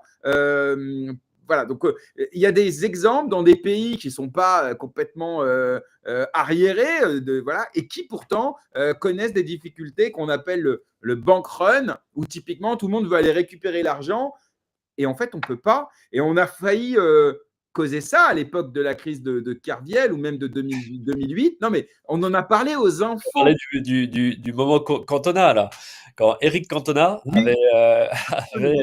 appelé effectivement les Ouais. Français à chercher à les retirer Non, dans mais même quand tu vas voir le reportage là sur Amazon Prime où ils racontent l'histoire de Kerviel, je Regarde. ne sais pas si tu Ouais. l'as vu, ils expliquent que la Société Générale à ce moment-là doit déboucler une position de 50 milliards. Et en fait, le problème, c'est pas tant 50 milliards parce qu'on se dit ça va, 50 milliards, on peut les trouver. Le problème, c'est que si ça met la Société Générale, donc l'une des plus grosses banques européennes, en faillite à cause de ça, le problème, c'est que c'est systémique et ça peut toucher d'autres banques. Et ils ont peur à ce moment-là de la panique dans l'opinion publique où tout le monde se rue pour aller récupérer son argent. Donc, ce que je veux dire, c'est qu'on l'a frôlé ça à Ouais. plusieurs reprises. L'État, c'est finalement à financer les banques françaises pour que ça Ouais. se passe bien. Mais bon. Moi, je suis vraiment un enfant de la crise de 2008, hein. J'avais, mes premiers cours d'économie, À quel âge? Tiens, pour qu'on se mette en. on donne tous nos âges, je Ouais, suis on s'en plus jeune fout. que Rémi, j'ai 31 ans et donc tu vois, j'étais en 1re en économie à partir de 2008 et Moi, je vraiment commençais, pour te dire, en 2009. Je prends mon premier job dans un cabinet de gestion de patrimoine OK. en février-mars 2009. Donc, autant te dire qu'à ce moment-là, la notion de confiance sur des investissements un tout petit peu à risque, c'est zéro. Et on a 99% des gens qui nous disent fonds euros. Ouais, exactement. Et moi, mon Et boulot, on va c'est sur la sécurité, non, non. des supports un peu dynamiques. Alors, autant te dire que c'est un gros challenge. Et vraiment, ouais, j'ai commencé les cours d'économie avec un prof génial, je m'en souviendrai toute ma vie, qui, sur les premiers cours de septembre, rentre vraiment avec fracas dans la classe en disant: «Putain, c'est la crise!» Là, tu te dis: «OK, mais qu'est-ce qui se passe?» et tu t'immerges, tu plonges dans ce monde-là qui est en plein effondrement. Effondrement financier, économique. Et tu dis: «OK, bah, quelles vont être les conséquences?» Et c'était des années, géniales, non pas d'un point de vue, court, mais d'un point de vue, curiosité intellectuelle. «Waouh, il se passe ça aux États-Unis, ça a telle conséquence dans le monde, on voit bien comment réagissent les États, est-ce que les marchés réagissent?» Bref, il y avait plein de choses. Et là, ce que tu évoquais tout à l'heure sur les banques, c'est finalement le système qui est mal connu du grand public de réserve fractionnaire. C'est-à-dire que les banques ne détiennent pas l'entièreté des fonds de leurs clients, là encore, que ce soit les particuliers, les ménages ou les entreprises, mais seulement une fraction. Le reste est placé sur des marchés, est investi dans l'économie, plus ou moins réelle, mais ces fractions, c'est de l'ordre de 10% des dépôts de ces banques. Alors d'ailleurs, après la crise de 2008-2009, les ratios prudentiels cherchant à encadrer les fonds que doivent posséder des banques ont été modifiés pour que Avec les accords BAL de 3, je ne sais pas BAL quoi. 3, tout à fait, BAL 3. Le cadre BAL 3 pour, permettre à ces établissements bancaires de disposer de plus de liquidités et pour être en capacité de résister à des stress, à des chocs, financiers, économiques qui, mettraient les différents acteurs en état de panique, ils chercheraient à récupérer leurs fonds. Mais on n'est pas à l'abri effectivement que, de part des phénomènes extrêmes, il y ait ces phénomènes de panique et quand ça a été le cas, comme en 2013 à Chypre, eh bien là, on a tout frisé en fait. On s'est dit: «OK, on arrête tout, on bloque tous les fonds, les gens ne pourront pas retirer l'entièreté de leur épargne et par contre, on va ponctionner dessus» pour justement, chercher à payer une partie de cette, dette chypriote énorme. Donc ça, Mmh. c'est une épée de Damoclès que l'on a au-dessus de nos têtes, en Europe, mais particulièrement en France, parce qu'on assiste depuis, maintenant quelques années et monsieur Le Maire, l'ancien ministre, de l'économie et des finances, a bon dos de dire que c'est, la crise covid, mais avant, même la crise covid, on était en état de déficit, public, Je crois que la structurel. dernière fois où on n'a pas été en déficit, je crois que 70. c'était dans les années 70. Voilà, tu vois? C'est J'ai ça, plus l'année exacte, 2007. mais je crois que c'était, enfin bref, c'était il Pompidou, y a sous longtemps. Pompidou, donc je crois que c'est 72-73 Ouais. et on est dans cette situation-là, et on voit d'ailleurs un certain nombre de responsables politiques, pas forcément en fonction, hein. Certains n'ont pas été élus, d'autres n'ont plus, de mandat, dire: «Bon, dans tous les cas, c'est pas très grave, on pourra toujours aller chercher l'épargne. On pourra toujours mobiliser l'épargne pour régler cette, Alors, dette publique, et ce alors, déficit». il y a même, alors c'est très intéressant vraiment, parce qu'il y a plusieurs sons de cloche. Il y a ceux qui disent, alors je ne sais pas s'il y a un, politicien, qui a un minimum d'ambition, qui ouvertement a dit à la télé: «On va chercher dans l'épargne». Alors On ça, peut on a eu, c'est dans madame madame Rousseau qui l'avait dit, en Ouais, avril, dernier, mais bon, bon, mais en fait ou alors il parle de réorienter l'épargne, ce qui est pas tout à fait c'est dit de la ça. même manière. C'était C'est-à-dire plutôt, qu'on va pas prendre ton argent, ouais. mais on va te dire qu'au lieu d'investir sur le logement social dans le livret A, ça va, investir ou ça va permettre de financer, la dette et tout, donc c'est différent. Mais là, il y a d'autres qui disent, c'est pas grave parce qu'on a du patrimoine en France. Ouais, Ça aussi, c'est un des arguments qu'on dit que c'est pour ça que la France aujourd'hui d'ailleurs, continue à pouvoir emprunter sur les marchés à des taux, beaucoup plus élevés qu'avant, mais qui restent acceptables et qui a une bonne note du fait des institutions, internationales, des agences de notation. C'est parce qu'on a du patrimoine, c'est parce qu'on a, 1 800 ou presque 2 000 milliards d'encours sur l'assurance vie et donc voilà, l'idée, c'est qu'on a quand même des atouts qui font que face au marché, ça va. On a l'air solide et on inspire quand même confiance. Et puis, de toute façon, il ne faut pas oublier qu'on est dans un monde ouvert où, en fait, il n'y a pas de confiance absolue. Il y a une confiance relative. J'ai de l'argent. Est-ce que j'ai plus confiance dans la dette française? Est-ce que j'ai plus confiance dans la dette américaine? Et après, il y a un rapport entre les deux. Donc, tu n'as pas besoin d'avoir une confiance totale. Tu as juste besoin d'avoir une confiance un petit peu supérieure à celle d'un acteur, un autre. Voilà, c'est un peu comme ça que fonctionnent les marchés. C'est comme ça que les taux de financement de la dette sont chaque jour négociés par le Trésor en France. Ouais, tout à fait et on a vu que ce taux, d'intérêt, a augmenté sur les dernières semaines à des niveaux tels que le taux d'intérêt sur la dette française à 10 ans, je crois, était supérieur au taux de la Grèce à Ouais, 10 ans. ouais. Donc c'était un signal quand même, que, la dégradation de notre situation d'un point de vue, financier était important. Donc là, on a effectivement, je crois, une alerte véritablement, importante en matière de finances publiques.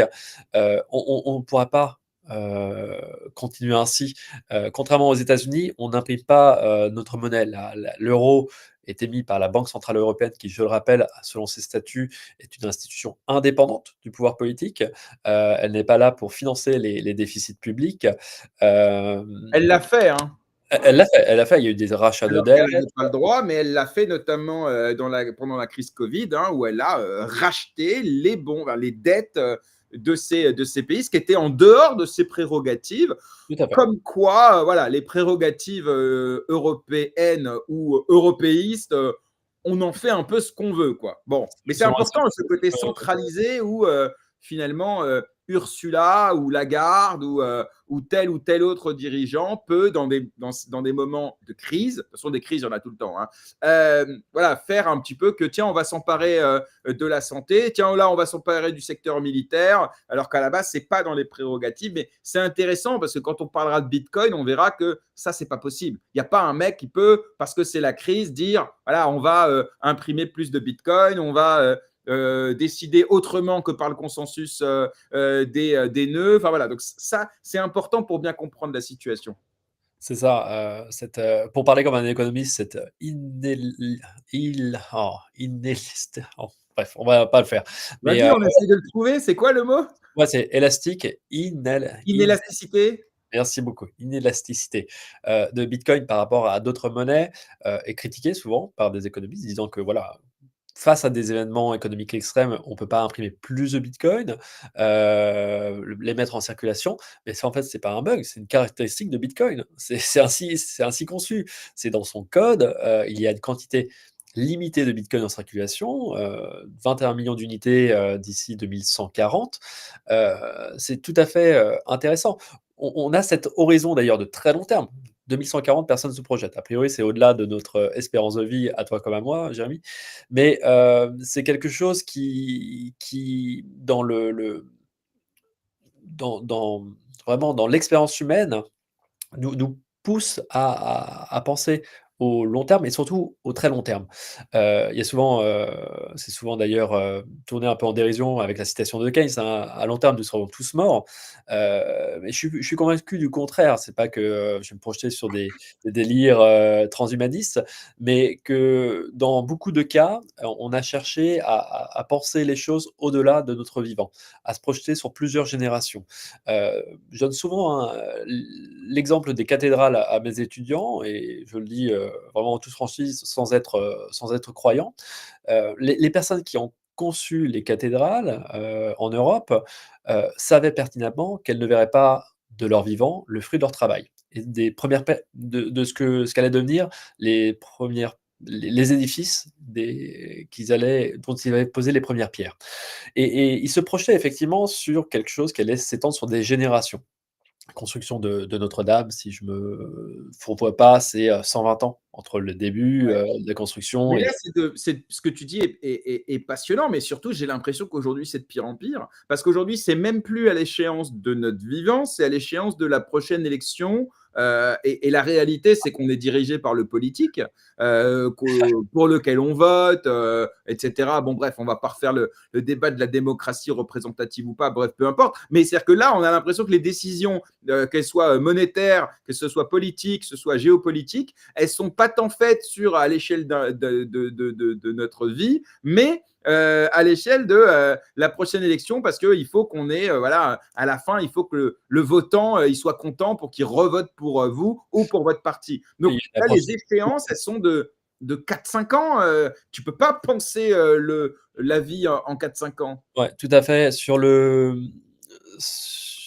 Je vois un commentaire dans le chat très intéressant sur le commun des mortels dont l'échéance est le 15 du mois, voire même avant, hein, quand on regarde les chiffres de la Mais pauvreté. le commun du mortel, on ne lui demande pas de prendre une décision stratégique pour, au pire pour son foyer, ce qui est déjà important, hein, mais on ne lui Ouais, demande pas de gérer la monnaie de 500 millions d'habitants ou même l'économie d'un pays qui en compte 70 millions. Donc, mais je trouve que la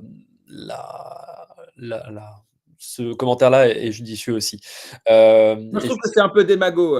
Pardon, Elon. Non, mais moi, quand je dis n'importe quoi, vous le dites dans les commentaires et vous avez raison. Donc, je me permets. Pour moi, tu peux pas mettre les choses en perspective. C'est comme les gens qui disent, ouais, on nous parle d'écologie à échéance de 100 ans, mais nous, on voit l'échéance du 15 du mois. Pour moi, ça, c'est voilà, c'est des fin éléments de du mois, fin langage. du mois. C'est toujours, voilà, les Ouais, 2. et pour moi, c'est un message politique intéressant, mais la réalité, c'est que les deux n'ont rien à voir. Enfin, je sais pas, je pense que c'est voilà, concrètement, voilà, c'est pas le.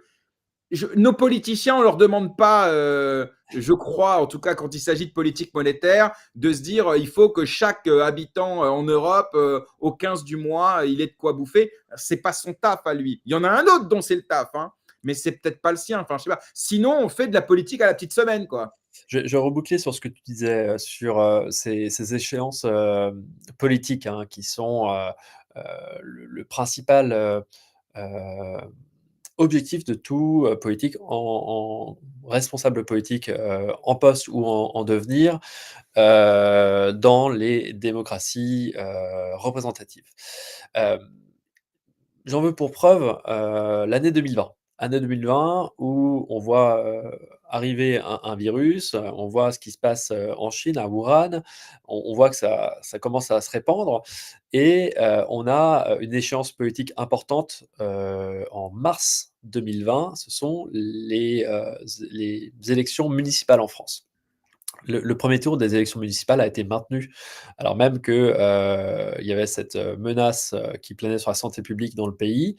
Hem, il fallait pas mettre la démocratie entre parenthèses, mais il y avait quand même un certain nombre de questions qu'il fallait se poser sur la disponibilité, des responsables politiques à apprécier finalement la montée, d'une telle, menace pour le destin de la nation et ses citoyens. Et beaucoup de responsables politiques se sont au contraire focalisés sur les échéances, électorales. Alors on a eu d'ailleurs tout un spectacle à propos de la mairie de Paris, hein. Je vous rappelle quand même qu'on a eu, Benjamin Griveaux qui a été pris, la main dans le slip, si j'ose dire.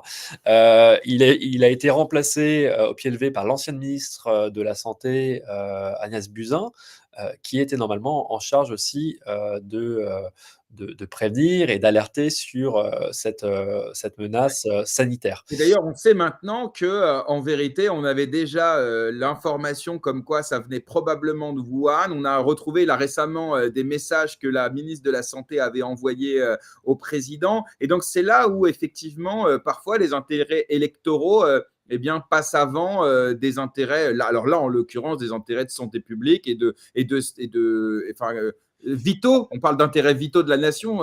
Les intérêts vitaux de la nation, tout à fait, Pour le c'est coup, aussi la clairement, on santé se rend publique, compte. Ouais. c'est aussi, la santé économique, voilà, la dette Covid, elle existe et je pense que là aussi, hein, pour élargir un peu, souvent quelque chose que l'on applique au domaine de la médecine, il vaut mieux prévenir que guérir. Par un certain nombre de mesures proactives, on aurait été en capacité finalement de limiter les dégâts économiques, sociaux aussi et sanitaires de cette crise-là. Alors sans, pour autant, aller jusqu'à des confinements, mais il était trop tard, on a dû, les faire. Ouais. Je ferme la parenthèse là-dessus pour dire une chose. Non, mais par contre, Et pardon, mais n'oublie pas ce que tu vas dire, mais c'est intéressant le point du Covid, parce que là, on peut le rapprocher justement de cette inélasticité de Bitcoin dont tu parlais. C'est-à-dire que certains diraient, ouais, je suis fier, j'arrive à le dire du premier coup. Certains diraient à l'époque, si ça avait été Bitcoin, la monnaie du moment, comment on aurait fait face à un Covid. Ce à quoi moi je répondais, j'aimerais avoir ton avis là-dessus, que si Bitcoin avait été à l'époque la monnaie de référence ou alors une monnaie programmable équivalente voilà, à ce moment-là, en fait, c'est juste que l'option de créer de la monnaie n'aurait pas été sur la table. Et donc, dans les années précédentes, eh bien, on aurait anticipé que ce n'était pas possible d'imprimer. Et donc, on aurait peut-être géré les choses différemment. Alors, certes, vu l'ampleur de la crise, il y aurait eu des perdants. Mais en tout cas, si tu sais que tu n'as pas l'option de la planche à billets, ben, tu gères tes finances différemment. Et le fait que tu as cette option-là en dernier recours, forcément, tu gères tes finances de façon peut-être un peu plus laxiste en disant au pire. Voilà. Et donc, je pense effectivement que Bitcoin, ce n'est pas quelque chose que tu mets en place du jour au lendemain et qui va changer tout de suite la façon de gérer des acteurs économiques. En revanche, je pense que ça peut changer d'une certaine manière les mentalités et les prises de décision parce que tu t'enlèves, pour moi, ce qui est le plus destructeur dans la monnaie, c'est le fait qu'elle repose sur rien d'autre qu'une décision politique. ouais, c'est tout le débat sur la préférence temporelle et comment, Bitcoin, permet de se projeter davantage dans le temps long et et de protéger la valeur dans le temps, là où les monnaies, fiduciaires ont plutôt, tendance à se déprécier, à perdre leur valeur et à ne pas la conserver dans le temps long. Hem, ce que je voulais dire, je vais finir cette boucle-là sur les différents régimes politiques. Dans les démocraties occidentales, disons, il y a des échéances relativement courtes à 4-5 ans, jusqu'à la prochaine élection. 4 ans aux États-Unis, nous on est plutôt sur d'autres cycles à 5, 6, 7 ans en Europe. C'est pas le cas en Chine. L'objectif en Chine, il est fixé à 2049. Faire de la puissance chinoise la première puissance Ouais. mondiale. Tous les Chinois se focalisent sur un horizon qui est fixé à 25 ans. Aujourd'hui, en Europe, il n'y a personne qui se focalise sur un horizon aussi long terme. On Bah se si, quand focalise sur... même, par exemple, 2035, plus de Oui, voitures thermiques. oui, il y a des plans. Il y a des plans 2030, 2035. Non, Après, mais par exemple, pour l'écologie, non, mais ce que après, tu voilà, dis, par exemple, pour l'écologie, neutralité carbone d'ici c'est des 2050. plans à 2050, les Oui, Kyoto, les accords de Paris. Donc, quand c'est dans l'idéologie du moment, pour, voilà, s'il n'y a pas de problème de se projeter, de faire un plan et tout ça, mais quand il s'agit de choses un peu moins populaires, on parle de rigueur budgétaire, on parle de stabiliser les comptes publics, on parle d'éviter de faire de la monnaie pour rien, ben là, c'est plus compliqué parce que là aussi, électoralement, c'est facile de se faire élire avec un tampon écolo. Par contre, se faire élire avec un tampon rigueur budgétaire, économie réelle, etc., bah là, ça marche moins. ouais, tout à fait. Il y a ça, là où le débat public n'a pas lieu d'être, en Chine. Donc, là aussi, hein, c'est pas une manière de dire, Ouais. «Non, c'est un super modèle, ils ont une vision à long terme». Non, non, il y a bien, des En défauts. Russie, c'est pareil. En Russie, bon, ben, on le voit bien, Poutine élu 2 fois, ensuite bon, élu par l'intermédiaire de Medvedev, ensuite Les premiers réélu parce ministres qu'on et les premiers ministres, donc ils sont partis en tête des voilà. résultats, donc les Mais premiers c'est pareil, ministres, il y a une vision de Poutine qui bah, est c'est de ça. redonner sa grandeur. Donc la Russie depuis 1999, ça fait, 26 ans bientôt Ouais. qu'il est aux commandes de la Russie. Donc il aura marqué vraiment, de son empreinte, l'histoire de la Russie contemporaine. Hem, mais voilà, on n'est pas dans des régimes tout à fait, démocratiques, que ça soit la Russie et certainement pas dans le cas de la Chine. Mais il y a toujours cette vision finalement long terme, stratégique, qui je crois malheureusement manque un peu, en Europe. Donc après il faut pas uniquement se reposer sur, nos dirigeants. Il faut aussi que dans les entreprises, que ça soit à la direction des entreprises, mais aussi au niveau intermédiaire et même à la base, que, les gens, même des personnes qui ont, des difficultés à boucler leur fin de mois, développent finalement une vision de long terme. Une vision de long terme, qui, peut être, développée justement en se disant: «Je vais m'ancrer sur quelque chose qui m'emporte au-delà de la fin de la semaine, la fin du mois, la fin de l'année». Quel est mon objectif à long terme? Bah, peut-être, de m'assurer les moyens non seulement de mon existence, mais aussi les moyens de ma liberté. Ma liberté, de mon autonomie de prise de décision, mon autonomie en termes d'information, mon autonomie en termes de, heu, de d'action. C'est vraiment, ça qui est important, je crois. Et Bitcoin, d'une certaine manière, redonne des marges d'autonomie à beaucoup de personnes. Et ça, c'est aussi cette grande révolution, qu'il implique. C'est vraiment un objet très particulier, Bitcoin, et qui suscite beaucoup de fantasmes, bien sûr. Sur son prix, c'est souvent par ce prisme-là qu'on s'y intéresse, dans un premier temps, parce que voilà, ça bouge beaucoup, ça monte, ça descend. Mais je crois que c'est une révolution à plus d'un titre. Principalement parce que c'est la première fois que l'on a une ressource numérique fini. Donc ça, c'est quelque chose d'assez unique, cette caractéristique-là. C'est qu'on réplique dans l'espace numérique une caractéristique du monde physique. On a une unité, on a un objet qui est fini. Si je t'envoie un bitcoin, Jérémy, je ne l'ai plus, tu l'as. Si tu Ça fait m'envoies 2 fois qu'on me propose dans l'émission de m'envoyer un bitcoin. Il serait peut-être temps de le faire, hein. Non, mais je vous le dis, hein. je l'ai pas. Bon, bah alors, au prochain. Acheter les livres et peut-être que j'en aurai. D'ailleurs, le lien, d'ailleurs, bah, je ne l'ai pas dit, mais c'est essentiel. L'ouvrage pour lequel tu viens aujourd'hui et qui nous amène à discuter de choses d'ailleurs encore plus larges que ce qui est dans le bouquin, mais tant mieux, parce que moi, j'aime pas qu'on refasse l'histoire du bouquin, il faut que les gens ils aillent le lire, mais le contexte est important, et le lien, évidemment, pour aller vous procurer cet ouvrage qui s'appelle Bitcoin, le choc géopolitique, est dans la bio, enfin dans la description de la vidéo YouTube, pareil sur un podcast juste après. Alors, j'ai mis le lien Amazon. Maintenant, évidemment, on vous invite à aller vous le procurer dans une de vos librairies, voilà, pour favoriser le commerce de Tout proximité. à Mais fait. au pire, c'est sur Amazon, ça coûte 23 balles à peu près. Il y a combien de pages? 256. C'est coécrit avec Alexandre Stachenko. J'espère que j'ai bien prononcé son Stachenko, nom. c'est ça.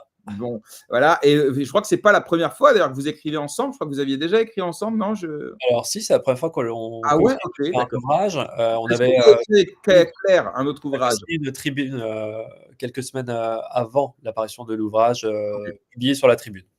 Très bien. Donc voilà, donc je recommande ce livre. Et d'ailleurs, je recommande en général les ouvrages sur Bitcoin et les crypto-monnaies. Alors, pas tous, évidemment, mais ceux qu'on reçoit dans l'émission, en tout cas, parce que ça vous permet là aussi de sortir de l'instantanéité des contenus YouTube et peut-être de penser un peu plus le monde qui nous entoure, la révolution qu'apporte Bitcoin et dans son sérail d'autres crypto-monnaies, le principe du smart contract, le principe de la distribution slash décentralisation, les impacts dans l'industrie. Et là, on parle de géopolitique, je pense que vous avez compris que c'est un sujet qui me passionne. D'ailleurs, ça va être la dernière partie de notre entretien, Jean-Charles.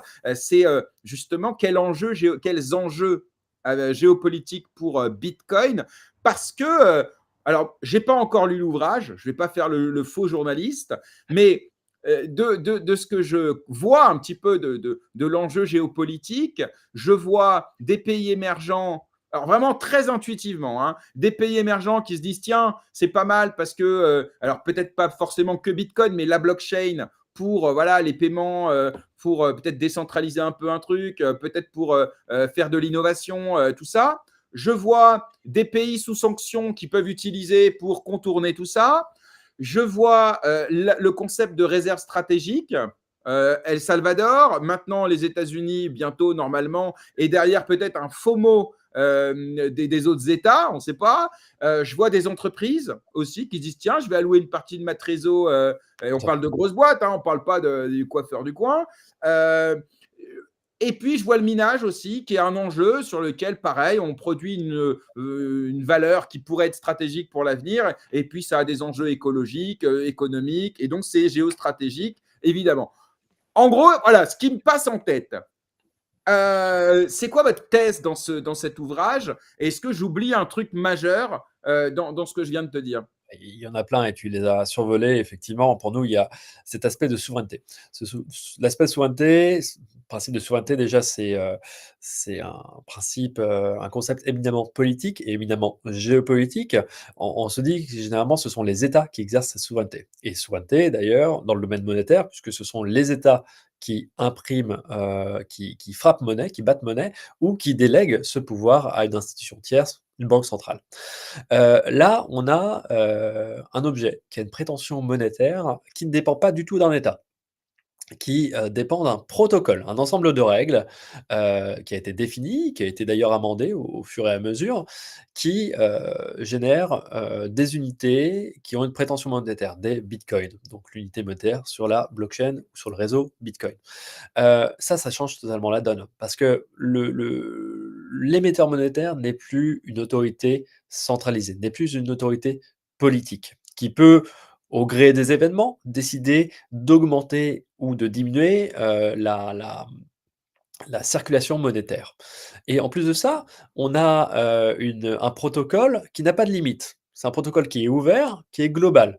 On peut faire des transactions entre, qu'on soit à Paris ou dans le Larzac, qu'on soit à Tombouctou ou Washington, on est en capacité d'avoir un réseau d'échange de valeurs qui est véritablement mondial. Là où, aujourd'hui, on a, un espace économique mondial qui est globalement, fragmenté en zones économiques et monétaires différentes. Même si, le dollar a un apanage et un rayonnement mondial, c'est pas le cas des autres monnaies. Je le disais tout à l'heure avec, l'euro, qui globalement n'arrive pas à rayonner au-delà des frontières européennes, rayonne un petit peu sur une partie de l'Afrique, francophone, l'Afrique, avec la zone CFA, mais, au-delà de l'euro, du yen, du franc suisse et un petit peu du yuan, il y a pas beaucoup de monnaies qui arrivent à rayonner, dans le monde au-delà de leur état, d'origine. Donc ça pose un problème en termes de commerce international. Quelle va être la monnaie que l'on va utiliser pour faire du commerce international? Alors le dollar, mais il porte un certain nombre de risques. Pourquoi? Parce que les puissances qui vont l'utiliser ne sont pas, émetteurs du dollar. Ils vont dépendre de la politique, monétaire de la réserve fédérale américaine. Ils vont dépendre d'un tiers. En plus de ça, ils vont être, sujets aux droits ils vont être sujets Extraterritorialité du droit je américain. laisse celui-là, attention. Ils vont être, sujets au droit extraterritorial des États-Unis, c'est-à-dire un droit qui s'applique en dehors du territoire américain. Pourquoi? Parce que vous utilisez la monnaie, américaine. Ce qui veut dire que si Exemple, pour imager la chose, image, c'est des milliards de dollars de sanctions contre la BNP qui avait décidé de commercer avec l'Iran, faisant fi de l'embargo sur l'Iran parce que les transactions ont été faites en dollars. Et donc, bah, voilà, donc tu as pris une amende de plusieurs milliards. Et on alors pourrait la parler BNP aussi d'Alstom, enfin plein de. 2014, la BNP se prend une amende de près de 9 milliards de dollars, parce qu'elle a fait du commerce avec elle a facilité du commerce avec l'Iran, et en fait, les Américains disent: «Voilà une chose, vous pouvez très bien faire ce commerce-là, hein, mais si vous le faites et avec une entité qui est sous sanction du département, du Trésor ou du département d'État américain, vous vous exposez à des poursuites et surtout à, un refus d'accès au marché américain. Donc soit vous conservez votre accès au marché américain et vous payez l'amende, soit on vous coupe l'accès au marché américain. Et c'est pas seulement le marché américain, c'est aussi l'ensemble des banques américaines. Et en matière de flux financiers mondiaux, on a besoin des banques américaines. Les banques américaines sont souvent des corresponding banks, ce qui permettent finalement à des établissements européens d'aller investir à l'étranger. Pourquoi? Parce qu'il n'y a pas forcément de lien entre ces établissements européens et les autres établissements à l'étranger. Ils vont passer par des banques correspondantes basées aux États-Unis, qui, elles, appliquent le droit américain. Si vous ne respectez pas le droit américain, eh bien, vous aurez des sanctions. Et ça s'applique à des acteurs étrangers. Tu as aussi Swift qui peut à tout moment être coupé. C'est arrivé d'ailleurs au Vatican et ce qui a causé notamment le départ D'accord. du dernier pape. Non, mais c'est une vraie histoire, c'est une histoire de fou ça. J'ai pas Euh, suivi, la déconnexion Elle du est énorme, c'est ah, énorme. Je vous invite à aller vous renseigner. Alors, c'est pas la seule raison, hein, parce qu'il y avait aussi d'autres histoires de mœurs. Je rentre pas dans ah le bah, détail. oui, Mais en gros, ouais, c'est ça. C'est-à-dire qu'à un moment donné, il y a une petite friction entre le Vatican et les États-Unis. Et donc, ils ont coupé Swift dans tous les commerces Vatican. Et en 2 jours, le Vatican a cédé en disant bah non, en fait, on peut pas. Donc, ouais, donc, autant vous dire que quand on parle d'extraterritorialité, quand on parle de la mainmise des États-Unis quand vous utilisez soit SWIFT, qui est le réseau de paiement américain, soit le dollar pour vos échanges, bah ouais, en fait, votre souveraineté, c'est-à-dire le pouvoir d'avoir le pouvoir, la décision de décider, bah en fait, elle est grandement limitée. c'est ça. Pour Swift, c'est un système de messagerie interbancaire qui est basé en Belgique, mais sur lequel les États-Unis ont effectivement un pouvoir très important. Ils ont fait pression à plusieurs reprises pour couper non pas seulement le Vatican, et je creuserai cette question que je connaissais pas, mais aussi couper l'accès à des banques iraniennes à cette messagerie, à ce système de messagerie interbancaire, et ils ont également coupé des banques russes suite à l'invasion de l'Ukraine par la Russie en 2022. Donc finalement, on est en capacité d'utiliser cette arme des sanctions pour chercher à contraindre des pays adverses qui ont des intérêts qui ne vont pas dans notre sens, pour justement les faire changer leur comportement. C'est toute la logique des sanctions. Bitcoin, d'une certaine manière, permet d'échapper à ces sanctions, en tout cas d'avoir un réseau qui, lui, est incensurable, sur lequel les États-Unis ou quelconque autre puissance n'a pas son mot à dire, n'est pas en capacité d'empêcher les participants de s'envoyer des fonds, de se transférer de la valeur. Et je crois que c'est cet aspect de neutralité qui va amener un certain nombre d'acteurs à s'y intéresser très fortement dans les mois à venir. Il y a un catalyseur évident, c'est pas l'adoption de Bitcoin et sa reconnaissance de son cours légal en 2021 au Salvador, c'est par contre l'engagement de la nouvelle administration américaine, l'administration Trump, sur ce sujet-là depuis les premiers jours de la présidence. Un il y a eu, pardon, je vois ce que tu m'as Non, non, mis. mais tu regarderas plus tard, ne te laisse Ouais, pas je tenter. regarderai après. Il y a eu, j'en perds le fil, tac, tac, tac. Mince. Bah, je sais plus ce que je voulais dire. Désolé. Je ne t'entends plus. Non, non, pardon, je disais, c'est de ma faute, je t'écris pendant ce temps-là, mais c'est important de faire la part des choses entre le chat et tout ça, mais c'est un exercice parfois compliqué, mais au moins, moi, ça m'évite d'oublier avant de t'envoyer les sources. Mais bref, en tout cas, voilà, donc l'idée, quand même, on a bien résumé quand même la mainmise de la puissance américaine liée au dollar, et donc, en l'occurrence, on a parlé de SWIFT aussi, qui peut avoir des enjeux géopolitiques importants. Et quand on en revient à Bitcoin, c'est que l'avantage, c'est qu'il n'y a pas derrière une superpuissance politique, monétaire, économique, financière, etc., qui peut à tout moment s'opposer ou vous contraindre à quelque chose. Peut-être la limite de ça, et c'est une question qui est parfois soulevée, c'est sur peut-être la souveraineté autour du minage, ou alors, ouais, c'est ça, à un moment donné, est-ce qu'il pourrait y avoir, comme avec Ethereum, où il y ait des transactions qui soient FCA compatibles? Je ne sais pas si tu vois ce que je Alors, veux dire. OFAC OFAC, compatible. pardon, Ouais. OFAC compatible. Est-ce que ça, sur Bitcoin, à un moment donné, ça pourrait être une limite à justement cette liberté et finalement reprise en main de la possession de sa valeur? Alors, de quoi on parle quand on parle d'OFAC? L'OFAC, c'est l'Office of Foreign Assets Control. Donc, c'est le bureau du Trésor américain qui est chargé de poursuivre des entités qui auraient effectivement un comportement qui n'irait pas dans le sens des intérêts américains. Donc, dans le but justement de faire respecter ce droit américain, non seulement aux États-Unis, mais aussi au-delà pour tous les partenaires commerciaux, qu'ils soient publics ou privés, des États-Unis, vous avez un bureau, l'OFAC, qui est chargé de cette politique de contrôle des actifs à l'étranger, d'une certaine manière. Et ça depuis les années 70, sous le coup de lois contre la corruption. C'est vraiment la justification qui a été donnée. Mais ça donne un pouvoir énorme aux États-Unis, ça donne un pouvoir exorbitant aux États-Unis, qui sont en capacité finalement d'infliger des sanctions à des entreprises étrangères et même pire, à des entreprises d'alliés, a priori, ailleurs. Quand on parle de l'affaire Alstom ou de BNP Paribas, on ne parle pas de société russe ou chinoise, on parle bien de sociétés françaises, européennes. Donc les Et ça, États-Unis, c'était pas sous Trump. Non, mais je le rappelle à chaque fois. c'était C'est sous important. l'administration Voilà, Obama. là, il y a pas de ouais, mais Trump, il est méchant. Non, On y revient, hein.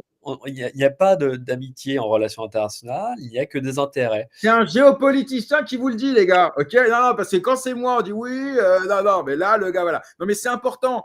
L'histoire des frégates ou des bateaux avec l'Australie où on se fait sucrer le contrat, c'est pas sous Trump. Donc voilà, toutes ces choses-là, c'est des intérêts économiques, c'est des intérêts géopolitiques. Et Trump, en ça, il fait juste comme d'hab, quoi. En fait, c'est ça aussi qu'il faut bien voir, c'est qu'au lendemain de la seconde guerre, de la guerre froide, donc dans les années 90, les États-Unis avaient un appareil militaire et d'espionnage proéminent.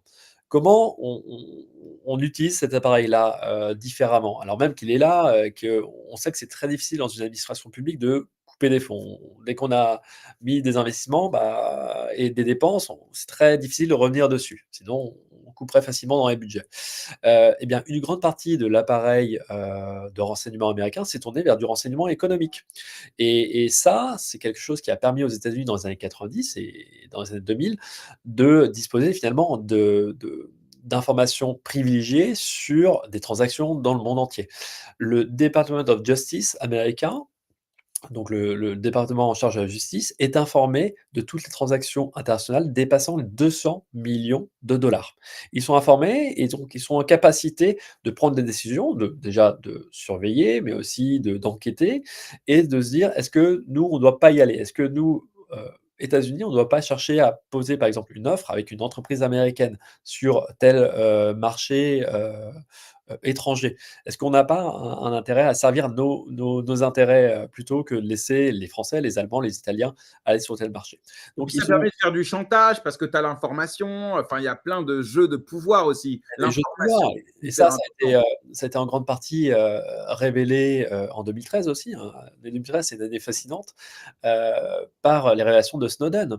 Donc, il y a 2 années, en quelque sorte, sur des révélations de cette nature-là qui sont importantes. Il y a 2010 avec Wikileaks, la publication des câble Assange. diplomatique de Wikileaks avec Julian Assange, effectivement. Et 2013, c'est donc Edward Snowden, qui est un ancien analyste de la CIA et de la NSA américaine, qui révèle les dessous finalement des programmes d'espionnage américains. Le programme PRISM notamment, qui permet aux États-Unis de disposer de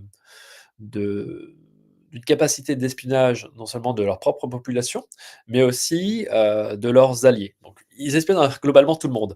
Mais, D'ailleurs, ils le font on avait, révélé, il y a quelques années que, les portables de, Hollande, Merkel, tout ça avaient été espionnés et là et c'était pas Trump, et à l'époque, la France avait dit: «Oui, c'est pas cool, on va, voilà» et en fait, tu fais rien parce que de toute façon, les pays c'est la même s'espionnent chose. les uns les autres et tout le monde fait pareil et C'est encore normal. une Là, fois ce qui était, ouais, problématique et on en parlait un peu en préambule, c'est que c'était, mis sur la scène publique. C'était, vraiment, le grand problème et quand tu disais au début, voilà, que monsieur Trump mettait en scène beaucoup de choses, de ses relations internationales et que ça suscitait finalement l'intérêt du public et d'ailleurs une certaine lassitude aussi. On voit que ces coups-là de Donald Trump, suscitent, une lassitude, voire un rejet, hein. La scène qui s'est jouée, à la Maison Blanche, au début du mois de mars, là, de avec cette année, Zelensky. avec Zelensky, Ouais. c'était ahurissant, C'est ahurissant. En fait, c'était lunaire parce qu'effectivement, c'était sans doute la première fois parce qu'on voit, par exemple, tu sais, Sarko avec Poutine, on sait que c'est chaud, on a des images vite fait, mais on ne sait pas exactement. Là, on a clairement une discussion, Vive ouverte, l'histoire. un peu brutale. Oui, parce que quand tu regardes l'échange dans l'intégralité, c'est un échange avec un système d'arguments, de cas, de coups de pression, de 2 contre 1 et en même temps, il y a un contexte plus global. En Mmh, gros, voilà, c'est pas nouveau, ça s'est toujours fait. C'est mais juste que ça s'est derrière pas des fait en portes. division, quoi. Voilà. Ouais, ça s'est fait derrière des portes fermées, dans des salles de négociation. Ça n'a jamais été,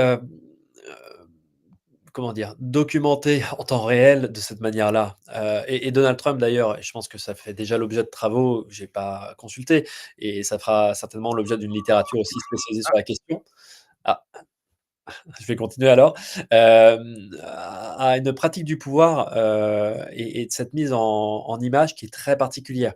Donald Trump, honnit les médias traditionnels, hein, il a toujours, heu, appelé ces médias-là depuis la première campagne présidentielle les fake news médias, il les remet en question. Il cherche au contraire à utiliser des plateformes qui désintermédient, qui enlèvent des intermédiaires entre lui et son audience. Donc il a longtemps utilisé, Twitter avant d'être banni début 2021 après, l'assaut sur le Capitole et puis il y a aussi, un autre aspect, c'est que, après ce bannissement, il a lancé sa propre plateforme Truth Social où il a cherché à enlever là encore cet intermédiaire, médiatique qui estime être à son encontre. Donc ça, c'est un point important. Donald Trump a une gestion de son discours médiatique et de son image qui est à l'inverse total de ses prédécesseurs et notamment, bah, Barack Obama qui avait une communication politique, nettement plus, millimétrée, calibrée.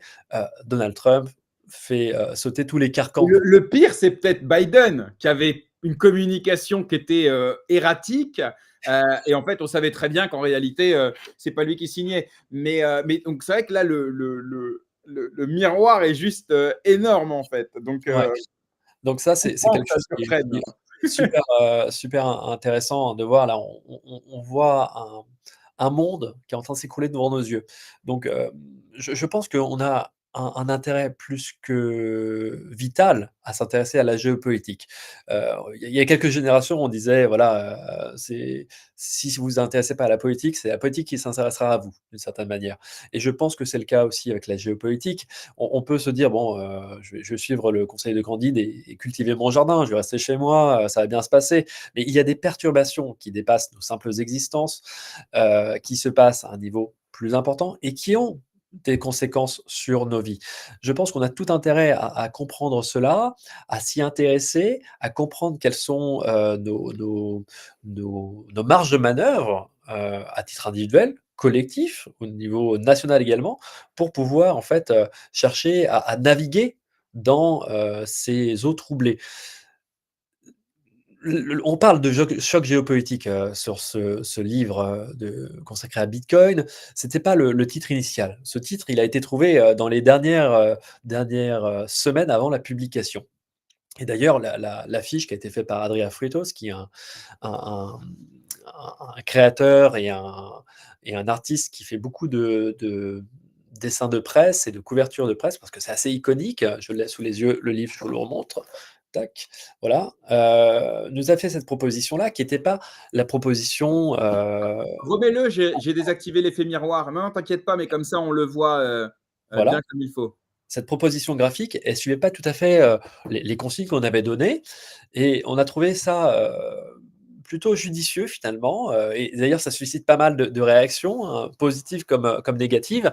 C'est assez controversé parce qu'on a dit pendant des années que Bitcoin, voilà, était une menace, qu'il allait faire chauffer les océans, qu'il allait consommer toute l'électricité dans le monde.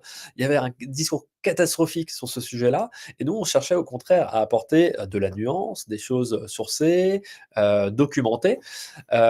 Et pourtant, on a fait ce choix de mettre cette couverture-là, de jouer sur cet aspect de choc géopolitique, parce qu'on estime qu'il y a une vraie révolution qui change finalement les rapports de force.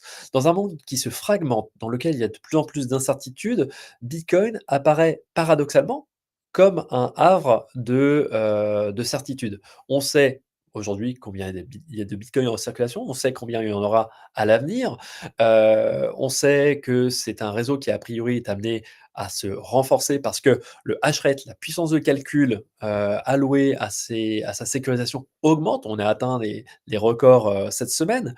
On a de plus en plus d'utilisateurs, que ce soit des personnes individuelles, des entreprises. C'est quelque chose dont se saisissent ces différents acteurs. Et quand on parle d'acteurs géopolitiques, on se focalise beaucoup sur les États, mais assez peu sur les entreprises et les individus. On parlait tout à l'heure justement des entreprises. Bah, il y a l'exemple de MicroStrategy avec le pari de Michael Saylor en 2020. Tout le monde lui est tombé dessus à ce moment-là en disant bah, attendez, MicroStrategy, c'est mort depuis la dot-com bubble, depuis les années 2000. Michael Saylor met 500 millions sur la table pour acheter du Bitcoin. Ce mec est fou. Regardez les recensions de la presse à l'époque, c'est très critique.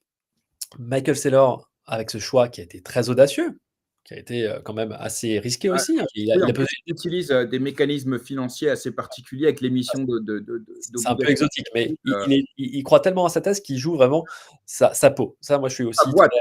très sur Ouais, je suis très talébien dans ce genre de choses. Il faut savoir jouer sa peau. ouais. Et donc,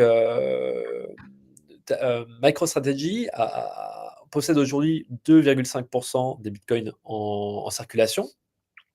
Et c'est assez énorme ce qu'ils ont réussi à faire en l'espace de 5 ans. Et le cours de cette société s'est apprécié à un niveau 10 fois supérieur au Nasdaq, donc le principal indice boursier technologique aux États-Unis. Ça, c'est assez inouï parce que cette stratégie-là, elle a été adoptée par d'autres sociétés. Metaplanet au Japon, plus près de nous en France, on a le The Blockchain Group qui l'a adopté aussi. Le cours de ces sociétés s'est aussi nettement apprécié en bourse. Je pense que beaucoup de sociétés vont s'intéresser à cette question-là et vont se dire, on a peut-être aussi, nous, un intérêt à transformer une partie de notre trésorerie en Bitcoin. Pas 100%, une partie. Donc, quand on dit une partie, c'est à partir de 1%, disons. Je pense que c'est le prochain levier d'adoption, cette adoption dans les entreprises. Mais il va y avoir également les individus qui vont chercher à y aller. Mais là, on avait déjà ce phénomène-là globalement depuis 2017-2018. On a des plateformes d'échange qui existent, une démocratisation avec des applications qui sont à destination du grand public. Ok, ça existe déjà. Là, le grand changement depuis 2021 et surtout depuis 2024, ce sont les États qui s'affirment et qui discutent de ce sujet-là. Auparavant, il y avait vraiment une chape de plomb sur ce sujet-là. Mhm. En parler, c'était dénoncé par les autorités financières du monde privé, les banques, hein, et les grandes banques d'investissement. Il suffit de retrouver les déclarations de Jimmy Dixon, Diamond, le PDG de JP Morgan, grande banque d'affaires américaine, ou bien la déclaration de Larry Fink, le patron de BlackRock, qui dans les années 2017-2018 disait que voilà, Bitcoin, c'est Même Trump, hein. Trump à l'époque était un anti-Bitcoin parce qu'il pensait que c'était un concurrent du dollar. Et c'est vrai exactement. que concernant les États, on a eu le Salvador, là on a les États-Unis qui prévoient, c'est pas encore fait, mais c'est prévu, c'est même Il y a eu signé. l'executive order le 6 mars Voilà. dernier, où le On a gouvernement. plein de candidats aussi, on en parle souvent dans l'émission. On a Ouais, des candidats à des élections dans des pays qui sont pas petits. On a la Pologne, on a le Suriname, ouais. des candidats qui disent que bah, c'est dans mon programme de le faire. Et puis on a même en France des personnalités politiques comme Marine Le Pen, Sarah Knafo ou encore Asselineau récemment qui s'intéressent. Alors, Ou François Hollande. François Hollande qui a participé à l'inauguration de l'Institut français du Bitcoin, Alors, effectivement. pas tout à fait, pas tout à fait. François Hollande Non. qui a reçu plusieurs bitcoiners français de l'écosystème, Ok. qui les a écoutés, qui C'est a. pas en rapport avec le lancement de l'Institut, C'était non? un peu concomitant, effectivement. Ok, Alexandre d'accord. était présent aussi à cette réunion-là, et l'Institut national de Bitcoin a été lancé, je crois, en mars. Donc il y Ah, ok, avait je effectivement pensais une que c'était. concomitance. Mais non, c'était pas Mais- pour cette occasion-là. ok. Mais, voilà, donc il y a des personnalités politiques qui sont par du sujet parce que parce qu'ils voient, comme Trump l'a vu à l'époque, au-delà de l'intérêt que ça peut avoir pour la nation, c'est surtout un enjeu qui devient électoral et que bah, à un moment donné, il faut bien y réfléchir. Jean-Charles, on pourrait passer 2 heures de plus. Malheureusement, tout Prochaine émission. une fin. On va se refaire ça. En tout cas, moi, j'ai passé un moment vraiment passionnant avec toi. Merci encore d'être venu nous parler de tellement plus que ton ouvrage. Et c'est finalement ce que j'aime dans cet exercice. En revanche, j'invite encore une fois toutes celles et ceux qui nous écoutent à aller se le procurer pour voilà, sortir un petit peu de cette, la superficialité de la plupart des contenus que vous trouvez sur les réseaux sociaux. Pas parce qu'ils sont mauvais, mais parce que c'est le format. On ne peut pas développer autant dans une vidéo de 4 minutes ou dans un tweet.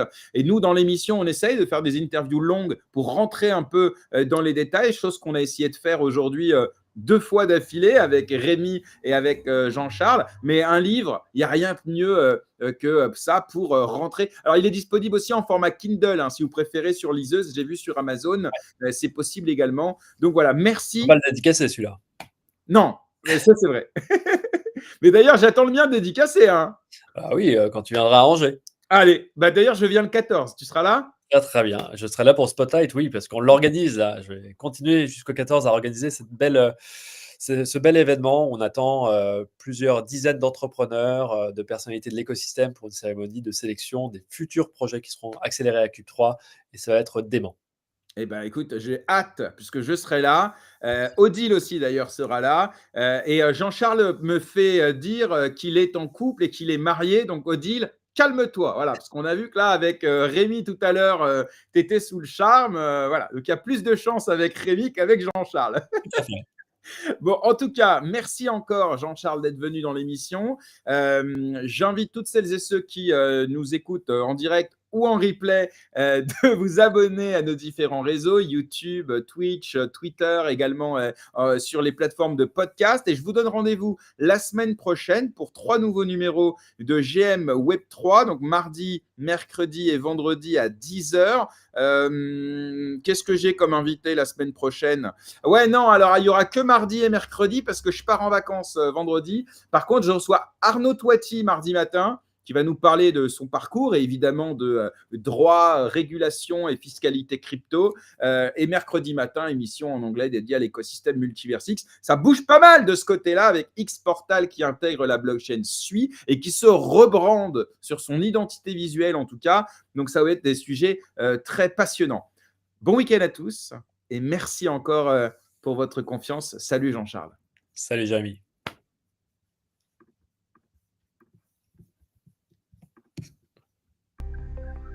Top.